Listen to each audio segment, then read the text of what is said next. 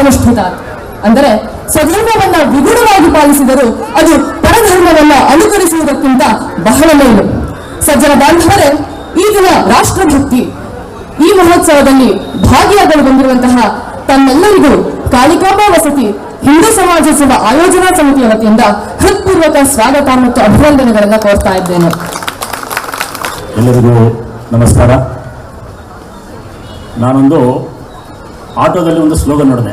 Auto rickshaw ಚಾಲಕರು ತುಂಬ ಒಳ್ಳೆಯ ನುಡಿಗಳನ್ನು ಹಾಕ್ತಾರೆ. ಅವನು ಬರೆದಿದ್ದ ಹಿಂದೆ ಹಾರನ್ ಮಾಡಬೇಡಿ, ಹಿಂದೂ ಮಲಗಿದ್ದಾನೆ ಅಂತ. ಆದರೆ ನಾವೆಲ್ಲ ಮಲಗಿದ್ರೆ ಮುಂದಿನ ಪೀಳಿಗೆ ಮಲಗುತ್ತೆ, ಮತ್ತೊಂದು ಪೀಳಿಗೆನೂ ಮಲಗುತ್ತೆ. ಆದ್ದರಿಂದ ನಾವೆಲ್ಲ ತುಂಬ ಎಚ್ಚರಿಕೆಯಿಂದ ಇರಬೇಕು ಅಂತ ಹೇಳ್ತಾ ನನ್ನ ಸ್ವಾಗತ ಭಾಷಣವನ್ನು ಮುಂದುವರಿಸ್ತಾ ಇದ್ದೇನೆ.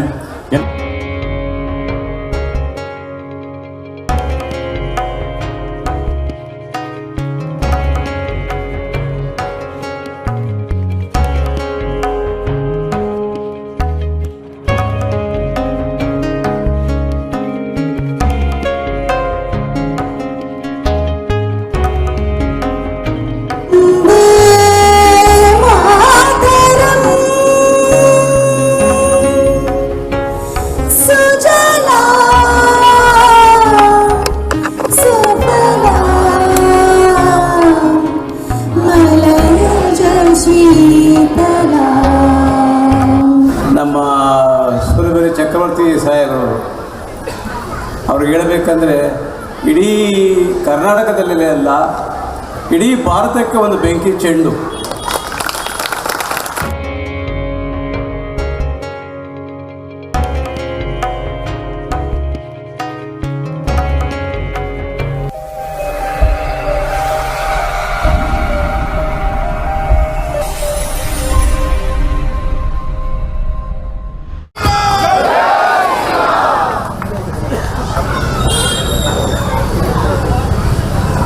ಜನನೀಂ ಶಾರದಾಂ ದೇವೀಂ ರಾಮಕೃಷ್ಣಂ ಜಗದ್ಗುರು ಪಾದಪದ್ಮೇ ತಯೋ ಶ್ರುತ್ವಾ ಪ್ರಣಮಾಮಿ ಮುಹುರ್ಮುಹುಃ. ರತ್ನಾಕರ ಧೌತಪದಾಂ ಹಿಮಾಲಯ ಕಿರೀಟಿನೀಂ ಬ್ರಹ್ಮರಾಜರ್ಷಿ ರತ್ನಾಢ್ಯಾಂ ವಂದೇ ಭಾರತ ಮಾತರಂ. ವೇದಿಕೆ ಮೇಲೆ ಆಸೀನರಾಗಿರುವ ಪರಮ ಪೂಜ್ಯ ಸ್ವಾಮೀಜಿಯವರಿಗೆ ಅತ್ಯಂತ ಶ್ರದ್ಧೆಯ ನಮನಗಳನ್ನು ಸಮರ್ಪಿಸ್ತೇನೆ. ಕಾರ್ಯಕ್ರಮದ ಅಧ್ಯಕ್ಷರಿಗೆ, ಈ ಕಾರ್ಯಕ್ರಮದಲ್ಲಿ ಉಪಸ್ಥಿತರಿರುವಂಥ ಎಲ್ಲ ದೇಶಭಕ್ತ ಬಂಧುಗಳಿಗೆ ಮತ್ತು ಹಿಂದುತ್ವದ ಅಭಿಮಾನಿಗಳಿಗೆ, ಹಿಂದುತ್ವವನ್ನು ಜೀವನದ ಉಸಿರಾಗಿರಿಸಿಕೊಂಡಿರುವಂಥ ನನ್ನೆಲ್ಲ ಪ್ರೀತಿಯ ಶ್ರದ್ಧಾವಂತ ಭಕ್ತ ಬಂಧುಗಳಿಗೆ ಅತ್ಯಂತ ಶ್ರದ್ಧೆಯ ನಮನಗಳನ್ನು ಸಮರ್ಪಿಸ್ತೇನೆ. ಬೆಂಗಳೂರಿನ ನಡುವೆ ಹಿಂದುತ್ವದ ಒಂದು ಕಾರ್ಯಕ್ರಮವನ್ನು ಇಷ್ಟು ಸುಂದರವಾಗಿ ಆಯೋಜಿಸೋದು ಎಷ್ಟು ಕಷ್ಟ ಇದೆ ಅಂತ ಒಬ್ಬ ಸಂಘಟಕನಾಗಿ ನನಗೆ ಗೊತ್ತಿರೋದ್ರಿಂದ ಇಷ್ಟು ಚೆನ್ನಾಗಿ ಈ ಕಾರ್ಯಕ್ರಮವನ್ನು ರೂಪಿಸಿರುವ, ಅದಕ್ಕಾಗಿ ಎಲ್ಲರೂ ಪಾಲ್ಗೊಂಡಿರುವಂಥ ನಿಮಗೆ ನಾನು ಮತ್ತೊಮ್ಮೆ ಹೃದಯಪೂರ್ವಕವಾದ ಅಭಿನಂದನೆಗಳನ್ನು ಕೂಡ ತಿಳಿಸ್ತೀನಿ. ಹಿಂದೂ ಮಲಗಿದ್ದಾನೆ ಅಂತ ಹೇಳಿದಾಗ ನಾವೇ ಚಪ್ಪಾಳೆ ಹೊಡಬೇಕು, ಖುಷಿ ನಮಗೆ. ಒಳ್ಳೆಯದು, ಮಲಗಿದ್ದಾರಲ್ಲ, ಭಾಳ ಚಂದ ಅಲ್ಲ ಅಂತ. ನಂಗೆ ಗೊತ್ತಿದೆ ಚಪ್ಪಾಳೆ ಹೊಡೆದಿದ್ದು ಯಾಕೆ ಅಂತಂದರೆ, ಎದ್ದು ನಾವು ಬಂದಿದ್ದೀವಿ, ಮಲಗಿದಿರೋರು ಇನ್ನೂ ಮನೆಯಲ್ಲಿದ್ದಾರೆ, ಅವ್ರಿಗೆಲ್ಲ ಗೊತ್ತಿದೆ ಪ್ರೋಗ್ರಾಮ್ ಇದೆ ಅಂತ, ಬರದೆ ಇನ್ನೂ ಮನೆಯಲ್ಲಿದ್ದಾರೆ. ನಾಳೆ ಏನು ಮಾಡ್ತಾರೆ ಅಂತಂದರೆ, ಎಲ್ಲಾದರೂ ಹಿಂದೂಗಳಿಗೆ ಏಟು ಬಿದ್ದರೆ ಟಿ ವಿಯಲ್ಲಿ ನೋಡ್ತಾ ಕೂತಿರ್ತಾರೆ, ನೋಡಿ ಹಿಂದೂಗಳಿಗೆ ಹೆಂಗೆ ಹೊಡಿತಿದ್ದಾರೆ ಅಂತ ಮಾತನಾಡ್ತಾರೆ. ಅವ್ರ ಅಪಾರ್ಟ್ಮೆಂಟಲ್ಲೇ ಯಾರಿಗಾದರೂ ಏಟು ಬಿದ್ದರೆ ಏನಪ್ಪ ಎಷ್ಟು ಕೆಟ್ಟ ಜನ ಇದ್ದಾರೆ ಅಂತಾರೆ. ಅವ್ರ ಮನೆಯಲ್ಲೇ ಒಬ್ಬರಿಗೆ ಏಟು ಬಿದ್ದರೆ ಅವಾಗ ಏನು ಹೇಳ್ತಾರೆ ಗೊತ್ತಾ, ಹಿಂದೂಗಳೆಲ್ಲ ಸತ್ತೋಗಿದ್ದಾರೆ, ಯಾರೂ ರಕ್ಷಣೆಗೆ ಬರಲ್ಲ ಅಂತ. ಇವ್ರು ಅಲ್ಲಿವರೆಗೂ ಬಂದಿರಲ್ಲ, ತಮ್ಮ ಮನೆಗೆ ಏಟು ಬಿದ್ದಾಗಲೂ ಬರೋದಿಲ್ಲ, ಉಳಿದವರೆಲ್ಲ ಸತ್ತೋಗಿದ್ದಾರೆ ಅಂತ ಬೈತಾ ಇರ್ತಾರೆ ಅಂತ. ಬಹುಶಃ ನನಗೆ ಅನ್ಸುತ್ತೆ ಆ ಟೀಮ್ನಲ್ಲಿ ನಾವು ಯಾರೂ ಇಲ್ಲ ಅಂತ ನಾನು ಶ್ರದ್ಧೆಯಿಂದ ನಂಬ್ತೀನಿ, ನಾವೆಲ್ಲರೂ ಹಾಗೆ ಅಂತ. ಈ ತಂಡದಲ್ಲಿ ನಾವು ಇಲ್ಲದೆ ಹೋದರೆ ಆಯಿತು ಅನ್ನೋದಷ್ಟೇ ನಮ್ಗೆ ಭಾಳ ಇಂಪಾರ್ಟೆಂಟ್ ಆಗಿರುವಂಥ ಸಂಗತಿ ಅಂತ. ಹಿಂದೂ ಅಂತ ಹೇಳುವಾಗ ನಾನು ಇತ್ತೀಚೆಗೆ ಕಾರ್ಯಕ್ರಮಗಳಿಗೆ ಹೋಗಬೇಕಾದ್ರೆ ನನ್ನ ಕಾರ್ಯಕ್ರಮದ ಇನ್ವಿಟೇಷನ್ಗಿಂತ ಮುಂಚೆ ಏನು ಬರುತ್ತೆ ಗೊತ್ತಾ, ಪೊಲೀಸರು ನೋಟಿಸ್ ಬರುತ್ತೆ, ಇನ್ವಿಟೇಷನ್ ಆಮೇಲೆ ಬರುತ್ತೆ. ಪೊಲೀಸರ ನೋಟಿಸ್ ಏನು ಬಂದಿರುತ್ತೆ ಅಂತಂದರೆ, ನೀವು ಹಿಂದುತ್ವವಾದಿಗಳು ಅಂದರೆ ಇರಬಾರ್ದಾ, ಮೊದಲನೇ ಪ್ರಶ್ನೆ ನಂದು. ಎರಡನೇದು, ನೀವು ಹಿಂದುತ್ವದ ಪರವಾಗಿ ಮಾತನಾಡಬಾರ್ದು. ಮತ್ತು ಯಾರ ಬಗ್ಗೆ ಮಾತಾಡಿ, ಇಸ್ಲಾಂ ಬಗ್ಗೆ ಮಾತಾಡಲಾ? ಕ್ರಿಶ್ಚಿಯಾನಿಟಿ ಬಗ್ಗೆ ಮಾತಾಡ್ಲಾ ಗೊತ್ತಿಲ್ಲ, ಅವ್ರು ಹೇಳ್ತಾರೆ. ಮೂರನೇದು ಹೇಳ್ತಾರೆ, ನೀವು ಮಾತನಾಡಿದ್ರೆ ಕೋಮು ಪ್ರಚೋದನೆ ಆಗುತ್ತೆ. ನಾನು ಅವ್ರಿಗೆ ಚಾಲೆಂಜ್ ಮಾಡ್ತೀನಿ, ಇದುವರೆಗೂ ಚಕ್ರವರ್ತಿ ಸೂಲಿಬೆಲೆಯ ಭಾಷಣದಿಂದ ಒಂದೇ ಒಂದು ಕೋಮು ದಂಗೆ ದೇಶದಲ್ಲಾಗಿದೆ ಅಂತ ತೋರಿಸ್ಬಿಡಿ. ಆದರೆ ದಿನ ಬೆಳಗಾದ್ರೆ ಕೋಮು ಪ್ರಚೋದನೆ ಮಾಡಿ ಕೋಮು ದಂಗೆಗೆ ಕಾರಣವಾಗಿರುವಂತ ಓವೈಸಿ ಒಂದು ಪಾರ್ಟಿ ಕಟ್ಕೊಂಡು ಎಲೆಕ್ಷನ್ಗೆ ನಿಲ್ಬಹುದು, ಅವನು ತನ್ನ ಟೀಮ್ ಅಂತ ಹೇಳಿ ಬಂದು ಭಾಷಣ ಮಾಡ್ಲಿಕ್ಕೆ ಹೋಗ್ಬೋದು. ವಿಚಿತ್ರ ಅಲ್ರಿ? ನಂಗೆ ಆಶ್ಚರ್ಯ ಅನ್ಸುತ್ತೆ. ಯಾವ ಓವೈಸಿ ಈ ದೇಶದಲ್ಲಿ ಭಾಷಣ ಮಾಡುವಾಗ, ನಂಗೆ ಗೊತ್ತಿದೆ ಪೊಲೀಸರು ಇವತ್ತು ರೆಕಾರ್ಡ್ ಮಾಡ್ಕೊಳ್ತಾರೆ ಇದನ್ನ, ಅವರಿಗೆ ತಮ್ಮ ಪರಿವಾರದವರಿಗೆ ಯಾರಿಗೋ ಬೈದಷ್ಟು ಬೇಜಾರಾಗ್ಬಿಡತ್ತೆ. ಯಾಕಂದ್ರೆ ಸರ್ಕಾರದಲ್ಲಿರೋರೆಲ್ಲ ಅಂತವರೇ ಕೂತಿದ್ದಾರೆ. ಅವ್ರು ರೆಕಾರ್ಡ್ ಮಾಡ್ಕೊಂಡು ಏನ್ ಮಾಡ್ತಾರೆ ಗೊತ್ತಾ? ನಾನು ಹೇಳ್ತೀನಿ ಮುಂದೆ ಏನಾಗುತ್ತೆ ಅಂತ. ಒಂದು FIR ನನ್ನ ಮೇಲೆ ಮಾಡ್ತಾರೆ. ಚಕ್ರವರ್ತಿ ಸೂಲಿಬೆಲೆಯವರು ಓವೈಸಿನ ಬೈದ್ರು. ಓವೈಸಿನ ಬೈದ್ರೆ ಮಾವನ್ ಮಗನ್ ಬೈದಟ್ಟು ಬೇಜಾರು ನಮ್ಮ ಪ್ರಿಯಾಂಕರ್ಗೆ. ಅವ್ರಿಗೆ ಗೊತ್ತಿಲ್ಲ ನಂಗೆ ಯಾಕೆ ಅಂತ. ನಾನು ಪೊಲಿಟಿಕ್ಸ್ ಮಾತಾಡೋದಿಲ್ಲ ರೀ, ಆದ್ರೆ ಮುಂದೆ ಏನಾಗುತ್ತೆ ಅಂತ ಹೇಳಲಿಕ್ಕೆ ಹೊರಟಿದ್ದೀನಿ. ಒಂದು FIR ಮಾಡ್ತಾರೆ. ಈ FIR ಮಾಡಿ ಹೈಕೋರ್ಟಿಗೆ ಹೋಗುತ್ತೆ. ಹೈಕೋರ್ಟಲ್ಲಿ ಜಡ್ಜ್ ಉಗಿತಾರೆ, ಇದಕ್ಕೇನ್ರಿ FIR ಮಾಡೋದಿದೆ ಅಂತ ಉಗಿತಾರೆ. ಸರ್ಕಾರ ಬಿಡೋದಿಲ್ಲ, ಹೈಕೋರ್ಟ್ ಹತ್ರ ಉಗಿಸ್ಕೊಂಡ್ಮೇಲೆ ಸುಪ್ರೀಂ ಕೋರ್ಟಿಗೆ ತಗೊಂಡು ಹೋಗುತ್ತೆ. ನನ್ನ ಹತ್ರ ಸೇವಿಂಗ್ ಮಾಡಿಟ್ಟಿರೋದು ಒಂದು 56,000 ರೂಪಾಯಿ, 1 ಲಕ್ಷ ರೂಪಾಯಿ ಇರುತ್ತಲ್ಲ, ಖರ್ಚು ಮಾಡಿಸ್ಬೇಕು ಅಂತ ಅವ್ರಿಗೆ ಅರ್ಜೆಂಟು. ಸುಪ್ರೀಂ ಕೋರ್ಟಿಗೆ ತಗೊಂಡು ಹೋಗ್ತಾರೆ. ಸುಪ್ರೀಂ ಕೋರ್ಟಿಗೆ ತಗೊಂಡೋಗಿ ಅಲ್ಲಿ ಜಡ್ಜ್ ಉಗಿತಾರೆ, ಇದಕ್ಕೆಲ್ಲ ಕೇಸ್ ಮಾಡ್ತೀರೇನ್ರಿ, ಬೇರೆ ಏನ್ ಕೆಲಸ ಇಲ್ವಾ ಪೊಲೀಸರಿಗೆ ಅಂತ ಉಗಿತಾರೆ. ಅಷ್ಟಾದ್ರೂ ಮಾಡ್ತಾರೆ. ಉಗಿಸ್ಕೊಂಡು ಬಂದು ಇಲ್ಲಿ ನಿಂತ್ಕೊಂಡು ಏನ್ ಮಾಡ್ತಾರೆ ಗೊತ್ತಾ? ಇನ್ನೊಂದು ಪ್ರೋಗ್ರಾಮ್ಗೆ ಹೋಗ್ಬೇಕಾದ್ರೆ ನೋಡಿ, ಚಕ್ರವರ್ತಿ ಮೇಲೆ 8 ಕೇಸುಗಳಿವೆ, ಹಿಂಗಾಗಿ ಈ ಪ್ರೋಗ್ರಾಮ್ ಇಷ್ಟಕ್ಕೋಸ್ಕರ FIR ಮಾಡಿ. FIR ಅಲ್ಲಿ ನಯಾ ಪೈಸೆ ಉರುಳಿರಲ್ಲ. ನಂಗೆ ಬಹಳ ಬೇಸರದ ಸಂಗತಿ ಏನು ಅಂತಂದ್ರೆ, ಕರ್ನಾಟಕದ ನೆಲ ಹೆಂಗಾಗೋಗಿದೆ ಅಂತಂದ್ರೆ, ಹಿಂದೂ ನಾನು ಅಂತ ಹೇಳ್ಕೊಳ್ಬೇಕಾದ್ರೆ, ನಾನು ಹಿಂದೂ ಅಂತ ಹೇಳ್ಕೊಳ್ಬೇಕಾದ್ರೆ ಅಕ್ಕಪಕ್ಕ ನೋಡ್ಬೇಕಿಲ್ಲ, ಯಾರು ಇಲ್ಲ ತಾನೆ. ಯಾರು ಇಲ್ಲದೆ ಇರೋದನ್ನ ಖಾತ್ರಿ ಮಾಡ್ಕೊಂಡು ನಾನು ಹಿಂದೂ ಅಂತ ಹೇಳ್ಕೊಳ್ಬೇಕು. ಲೇ, ನಾನು ಅಂಥ ಜಾತಿಗೆ ಸೇರಿದವನಲ್ಲ ಕಣ, ನಾನು ಧೈರ್ಯವಾಗಿ ನೀನು ನಿಮ್ಮ ಅಪ್ಪ ನಿಮ್ಮ ತಾತ ನಿಮ್ಮ ಮುತ್ತಾತ ಎದುರಿಗೆ ನಿಂತರೂ ಕೂಡ ನಾನು ಹಿಂದೂ ಕಣಲೇ ಅಂತ ಹೇಳ್ಕೊಂಡು ಧೈರ್ಯವಾಗಿ ಹೇಳ್ಕೊಳ್ತೀನಿ. ಯಾಕೆ ಅಂತಂದ್ರೆ ನಾನು ಹಿಂದೂ ಅನ್ನೋದಕ್ಕೆ ನಾಚಿಕೆ ಪಡಬೇಕಾದ ಸಂಗತಿ ಇಲ್ಲ ರೀ. ಜಗತ್ತಿನ ಅತ್ಯಂತ ಪ್ರಾಚೀನವಾಗಿರುವಂತ ಸಂಸ್ಕೃತಿಗೆ ಸೇರಿದವನು ನಾನ್ಯಾಕೆ ತಲೆ ತಗ್ಗಿಸ್ಬೇಕು? ನನಗಿಂತ ಮುಂಚೆ ಇದ್ದಂತ ಯಾವ ಸಂಸ್ಕೃತಿಯೂ ಕೂಡ ಇರಲಿಲ್ಲ. ನನ್ನ ಜೊತೆಗಿದ್ದ ಯಾವ ಸಂಸ್ಕೃತಿಯೂ ಇವತ್ತು ಬದುಕಿಲ್ಲ. ಅತ್ಯಂತ ಪ್ರಾಚೀನ ಸಂಸ್ಕೃತಿಯೊಂದು ಇವತ್ತಿಗೂ ಭೂಮಿಯ ಮೇಲೆ ಬದುಕಿದೆ ಅಂತಂದ್ರೆ ಅದು ಹಿಂದೂ ಸಂಸ್ಕೃತಿ. ಹೆಮ್ಮೆ ಪಡಬೇಕೋ ಬೇಡವಾ? ನಾನ್ಯಾಕೆ ತಲೆ ತಗ್ಗಿಸ್ಕೊಳ್ಬೇಕು? ಯಾವುದೇ ಮತದ ವಿರುದ್ಧ ಅಲ್ಲ, ನಾನು ಯಾವುದೇ ರಿಲಿಜನ್ನ ವಿರುದ್ಧ ಅಲ್ಲ. ಆದರೆ ಸುಮ್ಮನೆ ಹೇಳೋದು, ಇಸ್ಲಾಂ ಹುಟ್ಟಿ 1400 ವರ್ಷ ಆಯ್ತು. ಕ್ರಿಶ್ಚಿಯಾನಿಟಿ ಹುಟ್ಟಿ 2000 ಚಿಲ್ಲರೆ ವರ್ಷ ಆಯ್ತು. ಕ್ರಿಶ್ಚಿಯನ್ರ ಪ್ರಕಾರ ಭೂಮಿ ಹುಟ್ಟಿ 4000 ವರ್ಷ ಆಯ್ತು ಅಷ್ಟೇ. ಆದರೆ ಅವರ ಹುಟ್ಟದ ಭೂಮಿಯಲ್ಲಿ ಕೃಷ್ಣ ನಡೆದಾಡ್ತಿದ್ನಲ್ಲ ಮಿನಿಮಮ್ 5000 ವರ್ಷಗಳ ಹಿಂದೆ. ಅವರ ಹುಟ್ಟದ ಭೂಮಿಯಲ್ಲಿ ರಾಮ ನಡೆದಾಡ್ತಾ ಇದ್ನಲ್ಲ ಮಿನಿಮಮ್ 8000 ವರ್ಷಗಳ ಹಿಂದೆ. ಅವರ ಹುಟ್ಟದ ಭೂಮಿಯಲ್ಲಿ ಈ ದೇಶದಲ್ಲಿ ವೇದಗಳು ಅವತರಿತಗೊಂಡಿದ್ವಲ್ಲ ಅದು 10,000 ವರ್ಷಗಳ ಹಿಂದೆ. ಯಾವ ಧರ್ಮಕ್ಕೆ ಸೇರಿದವನು ನಾನು ಯಾಕೆ ತಲೆ ತಗ್ಗಿಸ್ಕೊಂಡು ನಿಂತ್ಕೋಬೇಕು? ಮಿತ್ರ, ನನ್ನ ಧರ್ಮ ಎಷ್ಟು ಪ್ರಾಚೀನವಾದ್ದು ಅಂತಂದ್ರೆ, ಈ ಧರ್ಮಕ್ಕೆ ಹಿಂದೂ ಅಂತ ಕರೆಯೋಕ್ಕಿಂತ ಮುಂಚೆ ಸನಾತನ ಅಂತ ಹೆಸರು. ಸನಾತನ ಅಂತಂದ್ರೆ ಏನ್ ಗೊತ್ತಾ? ಯಾವುದು ಅತ್ಯಂತ ಪ್ರಾಚೀನವೋ, ಪ್ರಾಚೀನವಾದರೂ ಇವತ್ತಿಗೂ ಕೂಡ ಸೂಟ್ ಆಗುತ್ತೋ, ಇವತ್ತಿಗೂ ಕೂಡ ಎಲ್ಲರೂ ಪಾಲಿಸಬಲ್ಲಂಥದ್ದೋ ಅದು ಸನಾತನ. ಪ್ರಾಚೀನವಾದರೂ ನಿತ್ಯ ನೂತನವಾಗಿರುವಂಥದ್ದು. ಕಚ್ಚೆ ಪಂಚೆ ಯಾವಾಗ ಯಾರು ಹಾಕ್ತಾ ಇದ್ರು ಇವತ್ತು ಏನು ಬ್ಯೂಟಿಫುಲ್ ಆಗಿ ಕಾಣುತ್ತೆ. ಆದ್ರೆ ಬ್ರಿಟಿಷರು ಹಾಕ್ತಾ ಇದ್ದ ಪ್ಯಾಂಟು ಇವತ್ತು ಹಾಕೊಂಡು ಹೋದ್ರೆ ಯಾವನೋ ಹಳೆ ಕಾಲದಲ್ಲಿ ಬಂದಿದ್ದಾನೆ ಅಂತಾರೆ. ಇವತ್ತಿಗೂ ಪಂಚೆ ಹಾಕೊಂಡು ನಡೆದಾಡುವಂತ ಕೋಟ್ಯಂತರ ಜನ ಭಾರತದ ಮೇಲೆ ನಡೆದಾಡ್ತಾರೆ. ಆ ಪರಂಪರೆ ಉಸಿರಾಡಬಹುದಾಗಿರುವಂತ ಪರಂಪರೆ ಅಂತ ತೋರಿಸಿಕೊಟ್ಟಿರುವ ಜನಾಂಗಕ್ಕೆ ಸೇರಿದವನು ನಾನು ಯಾಕ್ರಿ ಅಕ್ಕಪಕ್ಕ ಯಾರಿದ್ದಾರೆ ನೋಡ್ಕೊಂಡು ಹಿಂದೂ ಅಂತ ಹೇಳ್ಕೋಬೇಕು? ನನ್ನ ಸಂಸ್ಕೃತಿ ಯಾವ ತರ ವಿಚಿತ್ರವಾದ್ದು ಅಂತಂದ್ರೆ, ಹಿಂದೂ ಅನ್ನೋ ಪದಕ್ಕೆ ಅರ್ಥ ಏನು ಅಂತ ಬಹಳ ಜನ ಕೇಳ್ತಾರೆ. ನಂಗೆ ಬಹಳ ಜನ ಕೇಳ್ತಾರೆ, ಹಿಂದೂ ಅಂತ ಬೇರೆಯವ್ರಿಟ್ಟ ಹೆಸರು ನೀವೇ ಕರೆಸ್ಕೊಳ್ತೀರಾ? ನಾನಂದ್ರೆ ಬೇರೆಯವ್ರು ಇಟ್ಟಿದ್ದು ಅಂತ ಅಲ್ಲ ಕಣ. ಜಗತ್ನಲ್ಲೆಲ್ಲ ಒಂದು ಕಾಲದಲ್ಲಿ ನಾವೇ ಇದ್ವಿ. ಆಮೇಲೆ ರಾಕ್ಷಸರ ಸಂಖ್ಯೆ ಜಾಸ್ತಿ ಆದಾಗ ನಮ್ಮನ್ನ ನಾವು ದೇವರು ಅಂತ ಕರ್ಕೊಳ್ಬೇಕಾದ ಅನಿವಾರ್ಯತೆ ಬಂತು. ಆವಾಗ ನಮ್ಮನ್ನು ಹಿಂದೂ ಅಂತ ಬೇರೆಯವರು ಕರೆದ್ರು ಬಿಟ್ರೆ ನಾವು ಹುಟ್ಟಿದಾಗ್ಲಿಂದ ದೇವ್ರೆ ನಾವು ರಾಕ್ಷಸ ಕುಲಕ್ಕೆ ಸೇರಿದವರಲ್ಲ ಅಂತ ಹೆಮ್ಮೆಯಿಂದ ಹೇಳ್ಕೊಳ್ಳೋ ಜನಾಂಗದವನು ನಾನು. ಮಿತ್ರ, ನಮ್ಮ ಜನಾಂಗ ಎಂಥದ್ದು ಅಂತಂದ್ರೆ ಹಿಂದೂ ಅನ್ನೋ ಪದಕ್ಕೆ ಅರ್ಥ ಏನು ಅಂತ ಬಹಳ ಜನ ಕೇಳ್ತಾರೆ. ಬಹಳ ಸುಂದರವಾಗಿರುವಂತ ಒಂದು ಶ್ಲೋಕ. ನಾನು ಎಲ್ಲರೂ ಇದನ್ನ ಕಲ್ತ್ಕೋಬೇಕು ಮತ್ತು ಮನೆಯಲ್ಲಿ ಮಕ್ಕಳಿಗೆ ಹೇಳ್ಕೊಡ್ಬೇಕು ಅಂತ ಇಚ್ಛೆ ಪಡ್ತೀನಿ. ಓಂಕಾರ ಮೂಲ ಮಂತ್ರಾಢ್ಯ ಪುನರ್ಜನ್ಮ ದೃಢಾಶಯ ಗೋಭಕ್ತ ಭಾರತ ಗುರು ಹಿಂದೂ ಹಿಂಸನ ದೂಷಕ. ಓಂಕಾರ ಮೂಲ ಮಂತ್ರಾಢ್ಯ ಅಂದ್ರೆ ಏನ್ ಗೊತ್ತಾ? ಇವನ ಪಾಲಿಗೆ ಮೂಲ ಮಂತ್ರ ಯಾವುದು ಅಂದ್ರೆ ಓಂಕಾರ. ಬಹಳ ಜನ ಇವತ್ತು ವೀರಶೈವರು ಬೇರೆ ಲಿಂಗಾಯತರು ಬೇರೆ ಅಂತಾರೆ. ಯಾರಾದ್ರೂ ಇದ್ರೆ ದಯವಿಟ್ಟು ಕ್ಷಮಿಸಿ. ಆದ್ರೆ ನಾನು ಒಂದೇ ಪ್ರಶ್ನೆ ಕೇಳೋದು, ಓಂ ನಮಃ ಶಿವಾಯ ಅಂತ ಯಾರ್ಯಾರು ಕೈಯಲ್ಲಿ ಲಿಂಗವನ್ನು ಇಟ್ಕೊಂಡಾಗ ಪೂಜೆ ಮಾಡ್ತಾ ಕೂತಿದ್ದಾರೋ ಅವರು ಓಂಕಾರವನ್ನು ಉಚ್ಚಾರ ಮಾಡೋದ್ರಿಂದ ಈ ಹಿಂದೂ ಧರ್ಮದ ಒಂದು ಅಂಗ ಅಂತ ನಾನು ಭಾವಿಸ್ತೀನಿ, ಅವರು ಭಾವಿಸ್ತಾರೆ. ನೀವು ಎಷ್ಟೇ ಪ್ರಯತ್ನ ಪಟ್ಟರೂ ಕೂಡ ಹಿಂದುತ್ವದಿಂದ ದೂರ ಮಾಡಲಿಕ್ಕೆ ಯಾರನ್ನೂ ಸಾಧ್ಯ ಮಾಡಿಸೋದಾಗೋದಿಲ್ಲ. ಎರಡನೇದು, ಓಂಕಾರ ಮೂಲ ಮಂತ್ರಾಢ್ಯ ಪುನರ್ಜನ್ಮ ದೃಢಾಶಯ. ಜಗತ್ತಿನ ಅನೇಕ ಮತಪಂಥಗಳಿವೆ. ಅವರನ್ನು ಕೇಳಿ ಸತ್ಮೇಲೆ ಎಲ್ಲಿಗೆ ಹೋಗ್ತೀರಾ ಅಂತ. ಅವ್ರಿಗೆ ಯಾರಿಗೂ ಗೊತ್ತಿಲ್ಲ ಸತ್ಮೇಲೆ ಎಲ್ಲಿಗೆ ಹೋಗ್ತೀವಿ ಅಂತ. ಅವರೆಲ್ಲರೂ ಹೇಳ್ತಾರೆ ಸತ್ತಾಗ ನಮ್ಮನ್ನು ಹೂಳ್ತಾರೆ, ಹೂಳಿದ ಜಾಗದಲ್ಲಿ ಮಲಗಿರ್ತೀವಿ.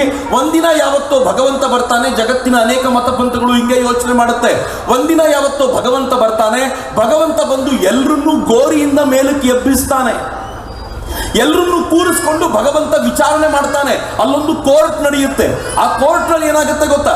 ಆ ವಿಚಾರಣೆ ನಡೆದಾಗ ಆ ಭಗವಂತ ಕೆಲವರನ್ನ ಸ್ವರ್ಗಕ್ಕೆ ಕಳಿಸ್ತಾನೆ, ಕೆಲವರನ್ನ ನರಕಕ್ಕೆ ಕಳಿಸ್ತಾನೆ. ಪರ್ಮನೆಂಟ್ಲಿ ಸ್ವರ್ಗಕ್ಕೆ ಮತ್ತು ನರಕಕ್ಕೆ ಕಳಿಸಿ ಮುಗಿಸ್ಬಿಡ್ತಾರೆ. ಆದ್ರೆ ಹಿಂದುವಿಗೆ ಬಂದು ಕೇಳಿ, ಸತ್ಮೇಲೆ ಏನಾಗ್ತೀಯ ಅಂದ್ರೆ ಆತ್ಮ ಸಂಚಾರ ಮಾಡುತ್ತೆ, ಎಲ್ಲ ಮುಗಿಸ್ಕೊಂಡು ವಾಪಸ್ ಜನ್ಮವನ್ನು ಪಡೆಯುತ್ತೆ. ನೀನೇನಾದ್ರೂ ಕೆಟ್ಟ ಕೆಲಸ ಮಾಡಿದ್ರೆ ದೇವ್ರು ನಿನಗೇನು ಮಾಡಲ್ಲ. ನಿನ್ನನ್ನು ಪರ್ಮನೆಂಟ್ ಆಗೋ ಅಥವಾ ನಿನ್ನನ್ನ ನಾಯಿಯಾಗೋ ನರಿಯಾಗೋ ಹುಟ್ಟಿಸ್ತಾನೆ. ಮತ್ತೆ ಹುಟ್ತೀಯಾ, ಮತ್ತೆ ಹುಟ್ತೀಯಾ, ಮತ್ತೆ ಹುಟ್ಟಿ ಕೊನೆಗೆ ಮತ್ತೆ ಮನುಷ್ಯನಾಗ್ತೀಯ. ಹಿಂಗೆ ಒಂದು ಚಕ್ರ ನಡೀತಾನೆ ಇರುತ್ತೆ ಅಂತ ಹಿಂದೂ ಒಬ್ಬನೇ ಪುನರ್ಜನ್ಮ ಎನ್ನುವ ಚಕ್ರವನ್ನ ಈ ಭೂಮಿ ಮೇಲೆ ನಂಬೋದು ಮತ್ತು ಇಡೀ ಜಗತ್ತು ಇವತ್ತಿದು ಸಾಧ್ಯತೆ ಇರುವಂತ ಸಂಗತಿ ಅಂತ ಭಾವಿಸುತ್ತೆ. ನಿಮ್ಗೆ ಆಶ್ಚರ್ಯ ಅನ್ಸುತ್ತೆ ಮಿತ್ರರೇ. ಈ ವಾಕ್ಯವನ್ನು ನಾನು ಹೇಳುವಾಗ ಯಾರ್ಯಾರಿಗೆ ಇದು ಗೊತ್ತಿಲ್ವೋ ಸ್ವಲ್ಪ ಗಂಭೀರವಾಗಿ ಕೇಳಿ. ಯಾಕೆ ಜಗತ್ತಿನ ಕೆಲವು ಮತಗಳ ಜನ, ನಾನು ಯಾರು ಅಂತ ಹೇಳಲ್ಲ, ನೀವು ಬಹಳ ಬುದ್ಧಿವಂತರಿದ್ದೀರಿ, ಅರ್ಥ ಮಾಡ್ಕೊಳ್ತೀರಾ. ಜಗತ್ತಿನ ಕೆಲವು ಮತಗಳ ಜನ ಕೈಯಲ್ಲಿ ಗನ್ ಹಿಡ್ಕೊಂಡು ಎಲ್ಲರನ್ನೂ ಸಾಯಿಸಬೇಕು ಅಂತ ಭಾವಿಸ್ತಾರೆ. ಯಾರಾದ್ರಿಲ್ಲ ಮತಗಳಿಗೆ ಸೇರಿದವರಿದ್ರೆ ಸ್ವಲ್ಪ ಯೋಚನೆ ಮಾಡಿ, ಹಿಂದೂ ಧರ್ಮ ಎಷ್ಟು ವಿಶಾಲವಾಗಿದೆ ಅಂತ. ಯಾಕೆ ಎಲ್ಲರನ್ನೂ ಸಾಯಿಸಬೇಕು ಅಂತ ಭಾವಿಸ್ತಾರೆ? ಬೇರೆಯವ್ರನ್ನ ಸಾಯಿಸೋದು ಸರಿ, ತಮ್ಮವ್ರನ್ನೇ ಸಾಯಿಸ್ತಾರೆ. ಇರಾಕ್ ಮತ್ತು ಇರಾನ್ ಕಿತ್ತಾಡ್ತಿದೆ. ಯಾವ ಜನಾಂಗ ಇರೋದಿಬ್ರು? ಸೌದಿ ಅರೇಬಿಯಾ ಸಿರಿಯಾ ಮೇಲೆ ದಾಳಿ ಮಾಡುತ್ತೆ. ಯಾವ ಜನಾಂಗಕ್ಕೆ ಸೇರಿದವರು? ಯುನೈಟೆಡ್ ಅರಬ್ ಎಮಿರೇಟ್ಸ್ ಮತ್ತು ಸೌದಿ ಅರೇಬಿಯಾ ಕಿತ್ತಾಟ ಶುರು ಮಾಡಿದೆ. ಯಾವ ಜನಾಂಗಕ್ಕೆ ಸೇರಿದವರು? ಪಾಕಿಸ್ತಾನ ಪ್ಯಾಲೆಸ್ತೈನ್ ಮೇಲೆ ಅಮೆರಿಕಾದೊಂದಿಗೆ ಸೇರಿ ದಾಳಿ ಮಾಡ್ಲಿಕ್ಕೆ ಸಿದ್ಧವಾಗಿದೆ. ಯಾವ ಜನಾಂಗಕ್ಕೆ ಸೇರಿದವರು? ಎಲ್ಲರೂ ಒಂದೇ ಜನಾಂಗದವರು. ಯಾಕೆ ಒಬ್ಬರನ್ನೊಬ್ಬರು ನಾಶ ಮಾಡ್ತಾರೆ? ಯಾಕೆ ನಾಶ ಮಾಡ್ತಾರೆ ಅಂತಂದ್ರೆ, ಕಳೆದ 1400 ವರ್ಷಗಳಿಂದ ಗೋರಿಯಲ್ಲಿ ಮಲಗಿದವರು ಅಲ್ಲೇ ಇದ್ದಾರಲ್ಲ. ದೇವರು ಬಂದು ಎಬ್ಬಿಸ್ಬೇಕಲ್ಲ. ಎಬ್ಬಿಸ್ಬೇಕು ಅಂದ್ರೆ ಎಲ್ಲ ಖಾಲಿ ಆಗಬೇಕಲ್ಲ. ಎಲ್ಲ ಖಾಲಿ ಆದ್ಮೇಲೆ ಮಾತ್ರ ಏಳ್ಲಿಕ್ಕೆ ಸಾಧ್ಯ. ಎಲ್ಲಿವರೆಗೂ ಖಾಲಿ ಆಗೋದಿಲ್ವೋ ಅಲ್ಲಿವರೆಗೂ ಒಸಾಮಾ ಬಿನ್ ಲಾಡೆನ್ ಕೂಡ ಹಂಗೇ ಇರ್ತಾನೆ. ಅವನಿಗೂ 72 ಜನ ಸಿಗೋದಿಲ್ಲ. ಏನವಸ್ಥೆ! ಅದಕ್ಕೆ ಅರ್ಜೆನ್ಸಿ ಏನಿದೆ ಅಂದ್ರೆ ಎಲ್ರಿಗೂ ಎಲ್ಲವನ್ನೂ ನಾಶ ಮಾಡ್ಬಿಡ್ಬೇಕು ಅಂತ. ಆದ್ರೆ ಜಗತ್ನಲ್ಲಿ ಒಂದೇ ಒಂದು ಧರ್ಮದ ಅನುಯಾಯಿಗಳಿದ್ದಾರೆ. ಈ ಧರ್ಮದ ಅನುಯಾಯಿಗಳು ಏನ್ ಹೇಳ್ತಾರೆ ಗೊತ್ತಾ? ಯಾರು ಸತ್ತರೆ ಸಾಯ್ಲಿ, ಹುಟ್ಟೋದು ವಾಪಸ್ ಇದ್ದಿದ್ದೆ, ಮತ್ತೆ ಹುಟ್ಟೋಣ, ಮತ್ತೆ ಕೆಲಸ ಮಾಡೋಣ ಅಂತ ಹೇಳುವಂತ ಪುನರ್ಜನ್ಮವನ್ನ ನಂಬುವಂತ ಧರ್ಮ ಅಂತಿದ್ರೆ ಅದು ಹಿಂದೂ ಧರ್ಮ. ಏನ್ ಚೆನ್ನಾಗಿದೆ ರೀ, ಏನ್ ಅದ್ಭುತವಾಗಿದೆ. ಅದಕ್ಕೆ ಹೇಳಿದ್ದು ಓಂಕಾರ ಮೂಲ ಮಂತ್ರಾಢ್ಯ ಪುನರ್ಜನ್ಮ ದೃಢಾಶಯ ಗೋಭಕ್ತ. ಯಾರು ಹಿಂದುವಾಗಿದ್ದಾನೋ ಅವನು ಗೋವಿನ ವಿರೋಧಿಯಲ್ಲ, ಗೋವಿನ ಭಕ್ತನಾಗಿರ್ತಾನೆ. ಯಾಕಾಗಬಾರದ್ರಿ?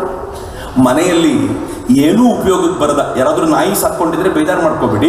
ಏನೂ ಉಪಯೋಗಕ್ಕೆ ಬರದ ನಾಯಿ ಹಾಲು ಕುಡಿತೀವೇನ್ರಿ?